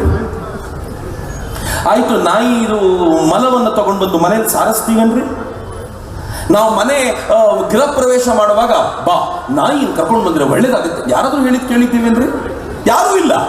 ಯಾವ ಉಪಯೋಗಕ್ಕೂ ಬಾರದ ನಾಯಿಯನ್ನ ಮನೆಯಲ್ಲಿ ಹಾಸಿಗೆ ಮೇಲೆ ಮಲಗಿಸ್ಕೊಂಡವ್ರನ್ನ ಬಹಳ ಗ್ರೇಟ್ ಪ್ರಾಣಿ ಪ್ರೀತಿ ಉಳ್ಳವರು. ಆದರೆ ನಮಗೆ ಯಾವ ಗೋಮೂತ್ರವನ್ನು ಕುಡಿದ್ರೆ ಆರೋಗ್ಯ ಸಿಗುತ್ತೋ, ಯಾವ ಗೋಮೂತ್ರ ಮಾತ್ರದಿಂದ ಶುದ್ಧಿಯ ಭಾವನೆ ಇದೆಯೋ, ಯಾವ ಸಗಣಿಯನ್ನು ನೆಲಕ್ಕೆ ಸಾರಿಸೋದು ಬಹಳ ಒಳ್ಳೆಯದು ಅಂತ ಭಾವಿಸ್ತೀವೋ, ಇವೆಲ್ಲವನ್ನು ಪಕ್ಕಕ್ಕಿಟ್ರು ಯಾರ ಹಾಲನ್ನು ಕುಡಿದು ಇವತ್ತಿನವರೆಗೂ ದಷ್ಟಪುಷ್ಟವಾಗಿ ಬೆಳಕೊಂಡು ಬಂದಿದ್ದೀವೋ ಆ ಗೋವನ್ನು ನಾನು ಪ್ರೀತಿಸಿದ್ರೆ ಮಾತ್ರ ನನ್ನ ಮೂರ್ಖ ಅಂತಾರಲ್ರಿ. ಇದು ನಾನು ಗೋವನ್ನು ಪ್ರೀತಿಸೋದ್ರ ಬಗ್ಗೆ ಬೇಜಾರಿರೋದಲ್ಲ, ಅವ್ರಿಗೆ ಹಿಂದುತ್ವದ ಮೇಲಿನ ದ್ವೇಷ ಇರೋದು. ಅವನ ದ್ವೇಷದ ನಡುವೆ ನಾನು ಗೋವನ್ನು ಪ್ರೀತಿಸ್ತೀನಿ ಕಣಯ್ಯ ಅಂತ ಯಾರು ಎದೆ ಎತ್ತಿ ಹೇಳ್ತಾನೋ ಅವನು ಹಿಂದೂ ಅಂತ ಈ ಮಂತ್ರ ಹೇಳುತ್ತೆ. ಈ ಮಂತ್ರ ಹೇಳುತ್ತೆ ಭಾರತ ಗುರುಹು. ತಾಯಿ ಭಾರತೀಯ ವೈಭವ ನೋಡಿ ಏನ್ ಸುಂದರ ಆಕೆ. ಯಾತಕ್ಕೋಸ್ಕರ ನಾವು ಸೇರಿದ್ದೀವಿ? ಯಾತಕ್ಕೆ ಕೈಯಲ್ಲಿ ಧ್ವಜ ಹಿಡ್ಕೊಂಡು ನಿಂತಿದ್ದೀವಿ? ಯಾಕೆ ಕೇಸರಿ ಧ್ವಜಗಳು? ಯಾಕೆ ಇವತ್ತು ಇಲ್ಲಿಗೆ ಬಂದಿದ್ದೀವಿ? ಒಂದೇ ಒಂದು ಕಾರಣ, ನಮ್ಮಮ್ಮನ ಮುಖದಲ್ಲಿ ಮಂದಹಾಸ ಬರಬೇಕು ಅಂತ ಅಷ್ಟೇ. ಅವಳು ನಗನಗ್ತಾ ಇರಬೇಕು, ಅವಳು ಯಾವತ್ತೂ ಬೇಜಾರು ಮಾಡ್ಕೊಳ್ಬಾರ್ದು, ಅವಳ ಕಣ್ಣಿಂದ ಕಣ್ಣೀರು ಯಾವತ್ತೂ ಹರಿಬಾರ್ದು. ಅವಳಿಗೋಸ್ಕರ ಬೇಕಿದ್ರೆ ಪ್ರಾಣ ಕೊಡ್ತೀನಿ ಅವಳ ನಗುವಿಗೋಸ್ಕರ ಅಂತ ಹೇಳುವಂತ ಕೋಟ್ಯಂತರ ಜನ ಈ ದೇಶದಲ್ಲಿ ಎಲ್ಲಿವರೆಗೂ ಇರ್ತಾರೋ ಅಲ್ಲಿವರೆಗೂ ಜಗತ್ತನ್ನು ಬೆಳೆದಲಿಕ್ಕೆ ಸಾಧ್ಯ. ಆ ಕಾರಣಕ್ಕೋಸ್ಕರ ಬದುಕಿರೋದು ಈ ಜೀವಗಳೆಲ್ಲ. ಕೊನೆಯದಾಗ ಒಂದು ಮಾತದಲ್ಲಿ ಹೇಳ್ತಾರೆ, ಹಿಂದೂ ಹಿಂಸನ ದೂಷಕ. ಯಾರಿಗೂ ಹಿಂಸೆ ಮಾಡಲಿಕ್ಕೆ ಒಪ್ಪದವನು ಯಾರಾದರೂ ಇದ್ರೆ ಭೂಮಂಡಲದ ಮೇಲೆ ಅದು ಹಿಂದೂ ಮಾತ್ರ. ಏನ್ ಚಂದ. ಯಾರಿಗೆ ಯಾವತ್ತು ಹಿಂಸೆ ಮಾಡಿದೀವಿ ಹೇಳಿ ನಾವು? ಒಂದ್ಸಲ ಕೌನ್ ಬನೇಗಾ ಕರೋಡಪತಿಯಲ್ಲಿ ಅಮಿತಾಬ್ ಬಚ್ಚನ್ ಪ್ರಶ್ನೆ ಕೇಳಿದ, ಜಗತ್ತಿನ ಒಂದು ರಾಷ್ಟ್ರ ಯಾವ ರಾಷ್ಟ್ರದ ಮೇಲೂ ದಾಳಿ ಮಾಡಿದ, ಎಲ್ಲ ರಾಷ್ಟ್ರವನ್ನು ಆಳಿತೋ ಆ ರಾಷ್ಟ್ರದ ಹೆಸರೇನಿರ್ಬೋದು ಹೇಳಿ ನೋಡೋಣ ಅಂತ. ಉತ್ತರ ಕೊಡೋನಿಗೆ ಕಷ್ಟನೇ ಆಗಲಿಲ್ಲ, 4 ಆಪ್ಷನ್ನೇ ಬೇಕಾಗಿಲ್ಲ. ಅಂತ ರಾಷ್ಟ್ರ ಭೂಮಂಡಲದ ಮೇಲೆ ಯಾವುದಾದ್ರೂ ಇದ್ರೆ ಅದು ಭಾರತ ಮಾತ್ರ. ಯಾರ ಮೇಲೂ ಏರಿ ಹೋಗಲಿಲ್ಲ. ಏರುವ ಎಲ್ಲ ಸಾಮರ್ಥ್ಯವಿದ್ದಾಗಲೂ ಏರಿ ಹೋಗದೆ ಎಲ್ಲರನ್ನು ಉಳಿಸಿಕೊಳ್ಳುವ ಏಕಮಾತ್ರ ಶಕ್ತಿಯನ್ನ ಪ್ರದರ್ಶಿಸಿದ ರಾಷ್ಟ್ರ ಅಂತಿದ್ರೆ ಅದು ಭಾರತ ಅಂತ. ಹಿಂದೂ ಸಾಮಾನ್ಯವಾದವನಲ್ಲ. ನಾನು ಪದೇ ಪದೇ ಹೇಳ್ತಿರ್ತೀನಿ, ನಿಮ್ಮನ್ನು ನೀವು ಹಿಂದೂ ಅಂತ ಕರ್ಕೊಳ್ಬೇಕಾದ್ರೆ ಬಹಳ ಹೆಮ್ಮೆ ಪಡಿ. ಯಾಕೆ ಹೆಮ್ಮೆ ಪಡಬೇಕು ಅಂತಂದ್ರೆ, ಹಿಂದೂವಾದವನು ಜಗತ್ತಿಗೆ ಕೆಟ್ಟದನ್ನು ಕೊಟ್ಟಿದ್ದ ರೆಕಾರ್ಡೇ ಇಲ್ಲ ರೀ. ನೀವು ಯಾರಾದ್ರೂ ಒಬ್ಬ ಮುಸಲ್ಮಾನ, ನಾನು ಮುಸಲ್ಮಾನ ಅಂತ ಹೇಳಿದ್ರೆ ಕೆಲವರಿಗೆ ಬೇಜಾರಾಗ್ಬೋದು. ನೀವು ಯಾವ್ದಾದ್ರು ಸೌದಿ ಅರೇಬಿಯಾದವನ್ನ, ಪಾಕಿಸ್ತಾನದವನ್ನ, ನೀವು ಯಾವ್ದಾದ್ರು ಯುನೈಟೆಡ್ ಅರಬ್ ಎಮಿರೇಟ್ಸ್ ಅನ್ನ ಇವ್ರನ್ನ ಕೇಳಿ ನೋಡಿ, ನೀವು ಜಗತ್ತಿಗೆ ಕೊಟ್ಟ ಕೊಡುಗೆ ಏನು? Osama bin Laden. ನೀವು ಜಗತ್ತಿಗೆ ಕೊಟ್ಟ ಕೊಡುಗೆ ಏನು? ಮೌಲಾನಾ ಮಸೂದ್ ಅಜರ್. ನೀವು ಜಗತ್ತಿಗೆ ಕೊಟ್ಟ ಕೊಡುಗೆ ಏನು? ಪಾಕಿಸ್ತಾನ ಎನ್ನುವಂಥ ದರಿದ್ರ ರಾಷ್ಟ್ರ. ಆದ್ರೆ ಒಬ್ಬ ಹಿಂದುವಿನ ಹತ್ರ ಬಂದು ನಿಂತ್ಕೊಂಡು ಕೇಳಿ, ನೀನ್ ಜಗತ್ತಿಗೆ ಏನ್ ಕೊಟ್ಟಿದ್ಯೋ? ಅಟಾಮಿಕ್ ಸೈಂಟಿಸ್ಟ್ ಆಗಿರುವಂತ ಕಣಾದ ಎನ್ನುವ ಋಷಿ ನನ್ನ ದೇಶದವನು ಕಣ. ಜಗತ್ತಿಗೆ 0 ಕೊಟ್ಟಂತ ಆರ್ಯಭಟ ಇದ್ದಲ್ಲ ನನ್ನ ದೇಶದವನು. ಜಗತ್ತಿಗೆ ಇನ್ಫಿನಿಟಿ ಕೊಟ್ಟವರು ನಮ್ಮ ದೇಶದವರು. ನಲಂದ ವಿಶ್ವವಿದ್ಯಾಲಯ ನಮ್ಮ ದೇಶದ್ದು. ಅಲ್ಲಾವುದ್ದೀನ್ ಖಿಲ್ಜಿ ನಲಂದ ವಿಶ್ವವಿದ್ಯಾಲಯಕ್ಕೆ ಬೆಂಕಿ ಇಟ್ಟವನು. ಆದರೆ ವಿಶ್ವವಿದ್ಯಾಲಯ ಕಟ್ಟಿ ಜಗತ್ತಿನ ಜನಕ್ಕೆ ಬೆಳಕು ಕೊಟ್ಟವನು ನಾನು. ಹಿಂದೂ ನಾನು. ನಾಚಿಕೆ ಯಾಕೆ ಪಡ್ತೀರಾ? ಯಾರಿಗೋಸ್ಕರ ಹೆದರ್ತೀರಾ? ಒಂದು FIR ಗೆ ಹೆದರಿ ನಾನು ಹಿಂದೂ ಅಂತ ಹೇಳ್ಕೊಳ್ಬೇಕಾದ್ರೆ ನಾಚಿಕೆ ಪಟ್ರೆ ಈ ಜನಾಂಗಕ್ಕೆ ಗೌರವ ತರುವಂತ ಜನಾಂಗ ಆಗ್ತೀವ ನಾವು? ನೆವರ್. ಎಂತ ಶ್ರೇಷ್ಠ ಜನಾಂಗ ನಮ್ದು ಅಂತಂದ್ರೆ, ಕೂತ ಜಾಗದಲ್ಲಿ ಕೂತ್ಕೊಂಡು ಸೂರ್ಯನ ಸುತ್ತ ಭೂಮಿ ಸುತ್ತತ್ತೆ ಕಣಯ್ಯ ಅಂತ ಜಗತ್ತಿಗೆ ಪಾಠ ಮಾಡಿದ ಶ್ರೇಷ್ಠ ಜನಾಂಗ ನಾವು. ತೀರಾ ಇತ್ತೀಚಿನವರೆಗೂ ಅಮೆರಿಕ ಒಪ್ಕೊಳ್ಳಿಕ್ಕೆ ರೆಡಿ ಇರಲಿಲ್ಲ, ಯುರೋಪ್ ಒಪ್ಕೊಳ್ಳಿಕ್ಕೆ ರೆಡಿ ಇರಲಿಲ್ಲ. ನಾವು ಯಾವ ಕಾಲದಲ್ಲಿ ಸೂರ್ಯ ಕೇಂದ್ರೀಯ ಸಿದ್ಧಾಂತವನ್ನು ಕೊಟ್ಟಿದ್ವಿ. ಇದು ಹಿಂದೂ ಜನಾಂಗ. ಹಿಂದೂ ಜನಾಂಗ ಎಂತ ಜನಾಂಗ ಅಂತದ್ದು ಅಂದ್ರೆ, 1,00,000 ಶ್ಲೋಕಗಳುಳ್ಳಂತ ಮಹಾಭಾರತ ಎನ್ನುವಂತ ಶ್ರೇಷ್ಠ ಗ್ರಂಥವನ್ನ ಜಗತ್ತಿಗೆ ಕೊಟ್ಟವರು ನಾವು. 24,000 ಶ್ಲೋಕಗಳ ರಾಮಾಯಣ ಎನ್ನುವ ಮಹಾ ಗ್ರಂಥವನ್ನ ಜಗತ್ತಿಗೆ ಕೊಟ್ಟವರು ನಾವು. ನಾವು ಯಾರು? ಗೀತೆ ಎನ್ನುವಂತ ಶ್ರೇಷ್ಠ ಮಹಾಕಾವ್ಯವನ್ನ ಜಗತ್ತಿಗೆ ಕೊಟ್ಟಂತವ್ರು ನಾವು. ಎಂಥ ಕಾವ್ಯ ಅದು! ಸಾಕ್ಷಾತ್ ಭಗವಂತನ ಮುಖವಾಣಿಯಿಂದ ಹರಿದಂತ ಶ್ರೇಷ್ಠ ಕಾವ್ಯವನ್ನ, ಯಾವುದನ್ನು ಓದ್ತಾ ಜಗತ್ತು ತನ್ನಂತ ಮೈ ಮರೆಯುತ್ತೋ ಅಂತ ಕಾವ್ಯವನ್ನು ಕೊಟ್ಟವ್ರು ನಾವು. ಹಿಂದೂ ಸಮಾಜಕ್ಕೆ ಸೇರಿದವರು. ಹಿಂಗೆ ಹೇಳ್ತಿರುವಾಗ ಬಹಳ ಜನರಿಗೆ ಅನ್ನಿಸ್ಬೋದು, ಬರೀ ಈ ಥರದನ್ನೇ ಹೇಳ್ತಿರ್ತಾರೆ ಅಂತ ಹಂಗೆ ತಿಳ್ಕೊಳ್ಬೇಡ್ರಿ. ಹಿಂದೂ ಸಮಾಜ ಜಗತ್ತಿಗೆ ಏನೆಲ್ಲ ಕೊಡ್ತು ಅಂತಂದ್ರೆ, ಗುಪ್ತರಂತ ಶ್ರೇಷ್ಠ ವಂಶವನ್ನ ಜಗತ್ತಿಗೆ ಪರಿಚಯಿಸಿಕೊಟ್ಟಿದ್ದು ನಮ್ಮದ್ದೇ. ಎಂಥ ವಂಶ ಅದು! ಆಕ್ರಮಣಕಾರಿಗಳಾಗಿ ಯಾರ್ಯಾರು ಬಂದ್ರೋ ಅವರನ್ನ ತಡೆದು ನಿಲ್ಲಿಸಿ ಅವರನ್ನ ಕೊಚ್ಚಿ ಬಿಸಾಕಿ ಇಡೀ ಭಾರತ ರಾಷ್ಟ್ರವನ್ನ ರಕ್ಷಣೆ ಮಾಡಿದಂತ ಶ್ರೇಷ್ಠ ಸಾಮ್ರಾಜ್ಯವನ್ನ ಕಟ್ಟಿದವರು ನಾವು.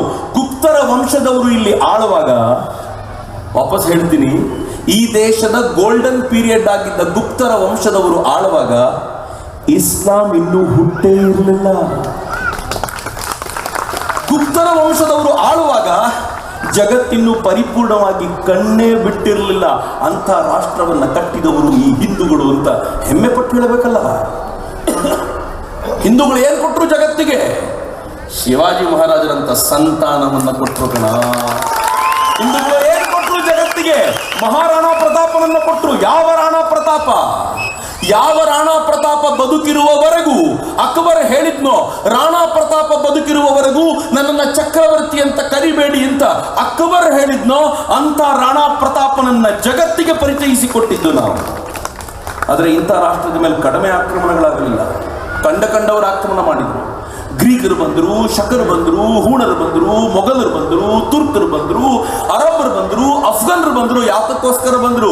ಸಿರಿವಂತಿಕೆಯ ಸಂಪತ್ತು ಇಲ್ಲಿ ಕೊಳಿತಾ ಇತ್ತು, ಅದನ್ನು ಲೂಟಿ ಮಾಡಬೇಕು ಅಂತಾನೆ. ಆದರೆ ಲೂಟಿ ಮಾಡ್ಲಿಕ್ಕೆ ಬಂದವರು ಸುಮ್ಮನೆ ಬಂದರು ಅಂತ ಅನ್ಕೊಂಡ್ರೇನು? ಬಂದವರೆಲ್ಲ ಕಾಲು ಮುರಿಸ್ಕೊಂಡು ಹೋದರು. ಬಹಳ ಹೆಮ್ಮೆಯಿಂದ ಹೇಳ್ಕೊಳ್ಳಿ, ಅಲೆಕ್ಸಾಂಡರ್ ಪಕ್ಕದ ಪರ್ಷಿಯಾದ ಮೇಲೆ ಅಟ್ಯಾಕ್ ಮಾಡಿ ದಾಳಿ ಮಾಡಿ ಪರ್ಷಿಯಾ ನಾಶ ಮಾಡಿದ. ಅಲ್ಲಿಂದ ಮುಂದಡಿ ಇಟ್ಟು ಭಾರತಕ್ಕೆ ಬಂದ ಭಾರತೀಯರು ಅವನು ಕಾಲು ಮುರಿದು ಅವನು ಓಡಿಸಿದ್ರಲ್ಲ, ಇದು ಹಿಂದೂಗಳ ತಾಕತ್ತು ಅಂತ ನಾನು ಯಾವಾಗಲೂ ಹೆಮ್ಮೆಯಿಂದ ಹೇಳ್ಕೊಳ್ತೀನಿ. ಪರ್ಷಿಯನ್ರು ಯಾರ್ಯಾರ ಮೇಲೆ ಆಕ್ರಮಣ ಮಾಡಿದ್ರು ಎಲ್ಲರನ್ನೂ ಧ್ವಂಸಗೊಳಿಸಿದ್ರು. ಪಕ್ಕದಲ್ಲೇ ಇದ್ದು ಭಾರತೀಯರನ್ನ ಗೆಲ್ಲಲಿಕ್ಕೆ ಅವರ ಹತ್ರ ಆಗಿರಲಿಲ್ಲ. ಅರಬ್ಬರು ಜಗತ್ತನ್ನೆಲ್ಲ ಗೆದ್ದು ಬಂದಿದ್ರು, ಆದರೆ ಭಾರತವನ್ನ ಗೆಲ್ಲಲಿಕ್ಕೆ 6 ಬಾರಿ ಪ್ರಯತ್ನ ಪಟ್ಟು ಸೋತು ಹೋದರು. ಎಲ್ಲಿ? ಈ ದೇಶದ ಗಡಿ ಭಾಗದಲ್ಲಿ, ಸಿಂಧ್ ಪ್ರಾಂತದಲ್ಲಿ. ಆ ಸಿಂಧ್ ಭಾಗವನ್ನ ಗೆದ್ದು ಒಳಕ್ಕೆ ಬರಲಾಗದೆ ಅರಬ್ಬರು 6 ಬಾರಿ ವಾಪಸ್ ಹೋಗಿದ್ರು. 7ನೇ ಬಾರಿ ಮೋಸ ಮಾಡಿ ಗೆದ್ದಿದ್ದು. ಸುಲಭ ಗೆಲ್ಲಿಕ್ಕಾಗಲಿಲ್ಲ ಅವರಿಗೆ. ಸೋತಿದ್ದಾದ್ರೂ ಯಾಕೆ ಗೊತ್ತಾ? ನಾವು ಅವರ ಥರದ ಕ್ರೌರ್ಯ ಪರಂಪರೆಯನ್ನ ಈ ದೇಶ ಯಾವತ್ತೂ ನೋಡಿರಲಿಲ್ಲ. ನಮಗೆಲ್ಲ ಏನೂ ಗೊತ್ತೇ ಇಲ್ಲ, ಹೀಗಾಗಿ ಸುಮ್ಮನಿದ್ದೀವಿ. ನಮ್ಮ ಟೆಕ್ಸ್ಟ್ ಬುಕ್ಕು, ನಮ್ಮ ಮಹಾತ್ಮ ಗಾಂಧೀಜಿ, ನಮ್ಮ ಜವಾಹರ್ಲಾಲ್ ನೆಹರು ನಮ್ಗೆ ಹೆಂಗೆ ರೂಪಿಸ್ಬಿಟ್ರು ಅಂತಂದ್ರೆ, ನಮ್ಗೆ ಯಾವ್ದಾದ್ರ ಬಗ್ಗೆ ಏನಾದರೂ ಹೇಳ್ಬಿಟ್ರೆ ಅವ್ರ ಬಗ್ಗೆ ಕೆಟ್ಟ ಭಾವನೆ ಬಂದ್ಬಿಡುತ್ತೆ. ಅದಕ್ಕೆ ಕೇಳಲಿಕ್ಕೆ ಹೋಗ್ಬೇಡಿ ಅಂತ ಕಿವಿ ಮುಚ್ಚಿಸ್ಬಿಟ್ರು. ಈ ದೇಶದ ಮೇಲೆ ಆಕ್ರಮಣಕಾರಿಗಳಾಗಿ ಬಂದ ತುರ್ಕರು, ಮುಸಲ್ಮಾನರು ಏನ್ ಮಾಡಿದ್ರು ಗೊತ್ತೇನು? ಈ ದೇಶದ ಜನರನ್ನ ನಾಶ ಮಾಡಿದ್ದಲ್ಲದೆ ಇಲ್ಲಿನ ಹೆಣ್ಣು ಮಕ್ಕಳನ್ನು ಅಪಹರಿಸಿಕೊಂಡು ಹೋದರು. ನನ್ನ ದೇಶ ಇಂಥ ಕ್ರೌರ್ಯ ನೋಡೇ ಇರಲಿಲ್ಲ. ನೀವು ಮಹಾಭಾರತದ ಯುದ್ಧವನ್ನು ನೋಡಬೇಕು. ಯುದ್ಧದ ಎದುರುಗಡೆ ಆ ಕಡೆ ಈ ಕಡೆ ಎರಡೂ ಕಡೆ ಈ ಸೈನಿಕರು ನಿಂತಿರುವಾಗ ಅರ್ಜುನ ಹೇಳ್ತಾನಂತೆ, ನಾನು ಆ ಕಡೆಗೆ ಹೋಗೋಕ್ಕಿಂತ ಮುಂಚೆ, ಯುದ್ಧ ಮಾಡೋಕ್ಕಿಂತ ಮುಂಚೆ ಮಧ್ಯ ಕರ್ಕೊಂಡು ನಿಲ್ಲಿಸು ಅಂತ. ಇವತ್ತಾಗಿದ್ದಿದ್ರೆ ಮಧ್ಯ ನಿಲ್ಲಿಸಿದ ತಕ್ಷಣ ಹೊಡೆದು ಬಿಡು ಬಾಣ, ಸತ್ತೋಗ್ಬಿಡ್ಲಿ ಅವನು, ಅಲ್ಲಿಗೆ ನಾವು ಯುದ್ಧ ಅರ್ಧ ಗೆದ್ದಂತೆ ಅಂತ ಹೇಳ್ಬಿಡ್ತಿದ್ರೇನೋ. ಆದರೆ ಅವತ್ತು ಹಂಗೆ ಮಾಡಲಿಲ್ಲ. ಯಾಕೆಂದ್ರೆ ಯುದ್ಧ ಶುರುವಾಗುವವರೆಗೂ ಶತ್ರುಗಳ ಮೇಲೆ ಬಾಣ ಪ್ರಯೋಗ ಮಾಡಬಾರದು ಎನ್ನುವ ನಿಯಮವನ್ನು ಪಾಲಿಸಿದ ಶ್ರೇಷ್ಠ ಜನಾಂಗ ನಮ್ಮದು. ಆದರೆ ಆಕ್ರಮಣಕಾರಿಗಳಾಗಿ ಬಂದ ಮುಸಲ್ಮಾನರು ಏನ್ ಮಾಡಿದ್ರು ಗೊತ್ತಾ? ಯುದ್ಧಕ್ಕೆ ಅಂತ ಧಾವಿಸಿ ಬರ್ತಿದ್ರು, ಇಲ್ಲಿ ಜನರನ್ನು ನಾಶ ಮಾಡ್ತಿದ್ರು. ಕೊನೆಗೆ ಇಲ್ಲಿನ ಹೆಣ್ಣು ಮಕ್ಕಳನ್ನ ಅತ್ಯಾಚಾರ ಮಾಡಿ, ಮಾನಭಂಗ ಮಾಡಿ, ಸುಂದರವಾಗಿರುವ ಸ್ತ್ರೀಯರನ್ನ ಎಳ್ಕೊಂಡು ತಮ್ಮ ದೇಶಕ್ಕೆ ಕರ್ಕೊಂಡು ಹೋಗ್ತಿದ್ರು. ದೇಶಕ್ಕೆ ಕರ್ಕೊಂಡೋಗಿ ಏನ್ ಮಾಡ್ತಿದ್ರು? ಇಲ್ಲಿನ ಸುಂದರ ಸ್ತ್ರೀಯರನ್ನ ಕೊಂಡುಕೊಳ್ಳಿಕ್ಕೆ ಅಂತ ಅರಬ್ನಲ್ಲಿ ಬಾಗ್ದಾದ್ ಥರದ ಜಾಗಗಳಲ್ಲಿ ದೊಡ್ಡ ದೊಡ್ಡ ಸಂತೆಗಳು, ಆ ಸಂತೆಗಳಲ್ಲಿ ಹಿಂದೂ ಸ್ತ್ರೀಯರು ಸಾಲಾಗಿ ನಿಂತಿರ್ತಿದ್ರು. ಅವರನ್ನು ಕೊಂಡುಕೊಳ್ಳಲಿಕ್ಕೆ ಒಬ್ಬೊಬ್ಬ ಬಾಗ್ದಾದಿನ ದೊರೆ, ವ್ಯಾಪಾರಿ ಬಂದು ಅವರನ್ನು ದುಡ್ಡು ಕೊಂಡ್ಕೊಂಡು ಹೋಗ್ತಿದ್ದ. ಮೊದಲು ಒಳ್ಳೆ ರೇಟಿಗೆ ಮಾರಾಟ ಆಗ್ತಿದ್ರು. ಕೊನೆಗೆ ತುಂಬ ಜನ ಆದಮೇಲೆ ಕೊಂಡುಕೊಳ್ಳೋರು ಗತಿ ಇಲ್ಲದಾಗಿ ಹಿಂದೂ ಹೆಣ್ಣು ಮಕ್ಕಳನ್ನು ಬೆತ್ತಲೆ ನಿಲ್ಲಿಸಿ ಅವರ ಮರ್ಮಾಂಗವನ್ನು ಮುಟ್ಟಿ ನೋಡಿ ಕೊಂಡುಕೊಳ್ಳುವಂಥ ಸ್ಥಿತಿಗೆ ಬಂತು. ಒಬ್ಬ ಇತಿಹಾಸಕಾರ ಬರೀತಾನೆ, 2 ದಿರ್ಹಂಗಳಿಗೆ ಒಂದೊಂದು ಹೆಣ್ಣು ಮಕ್ಕಳು ಮಾರಾಟ ಆಗಿಬಿಟ್ಟಿದ್ದಾರೆ ಅಂತ. ಈ ಕ್ರೌರ್ಯವನ್ನು ಭಾರತ ನೋಡ್ತು. ಮಿತ್ರ, ಇವತ್ತು ಮಾತನಾಡುವಂಥ ಎಲ್ಲರನ್ನು ನಿಲ್ಲಿಸಿ ಕೇಳಿ.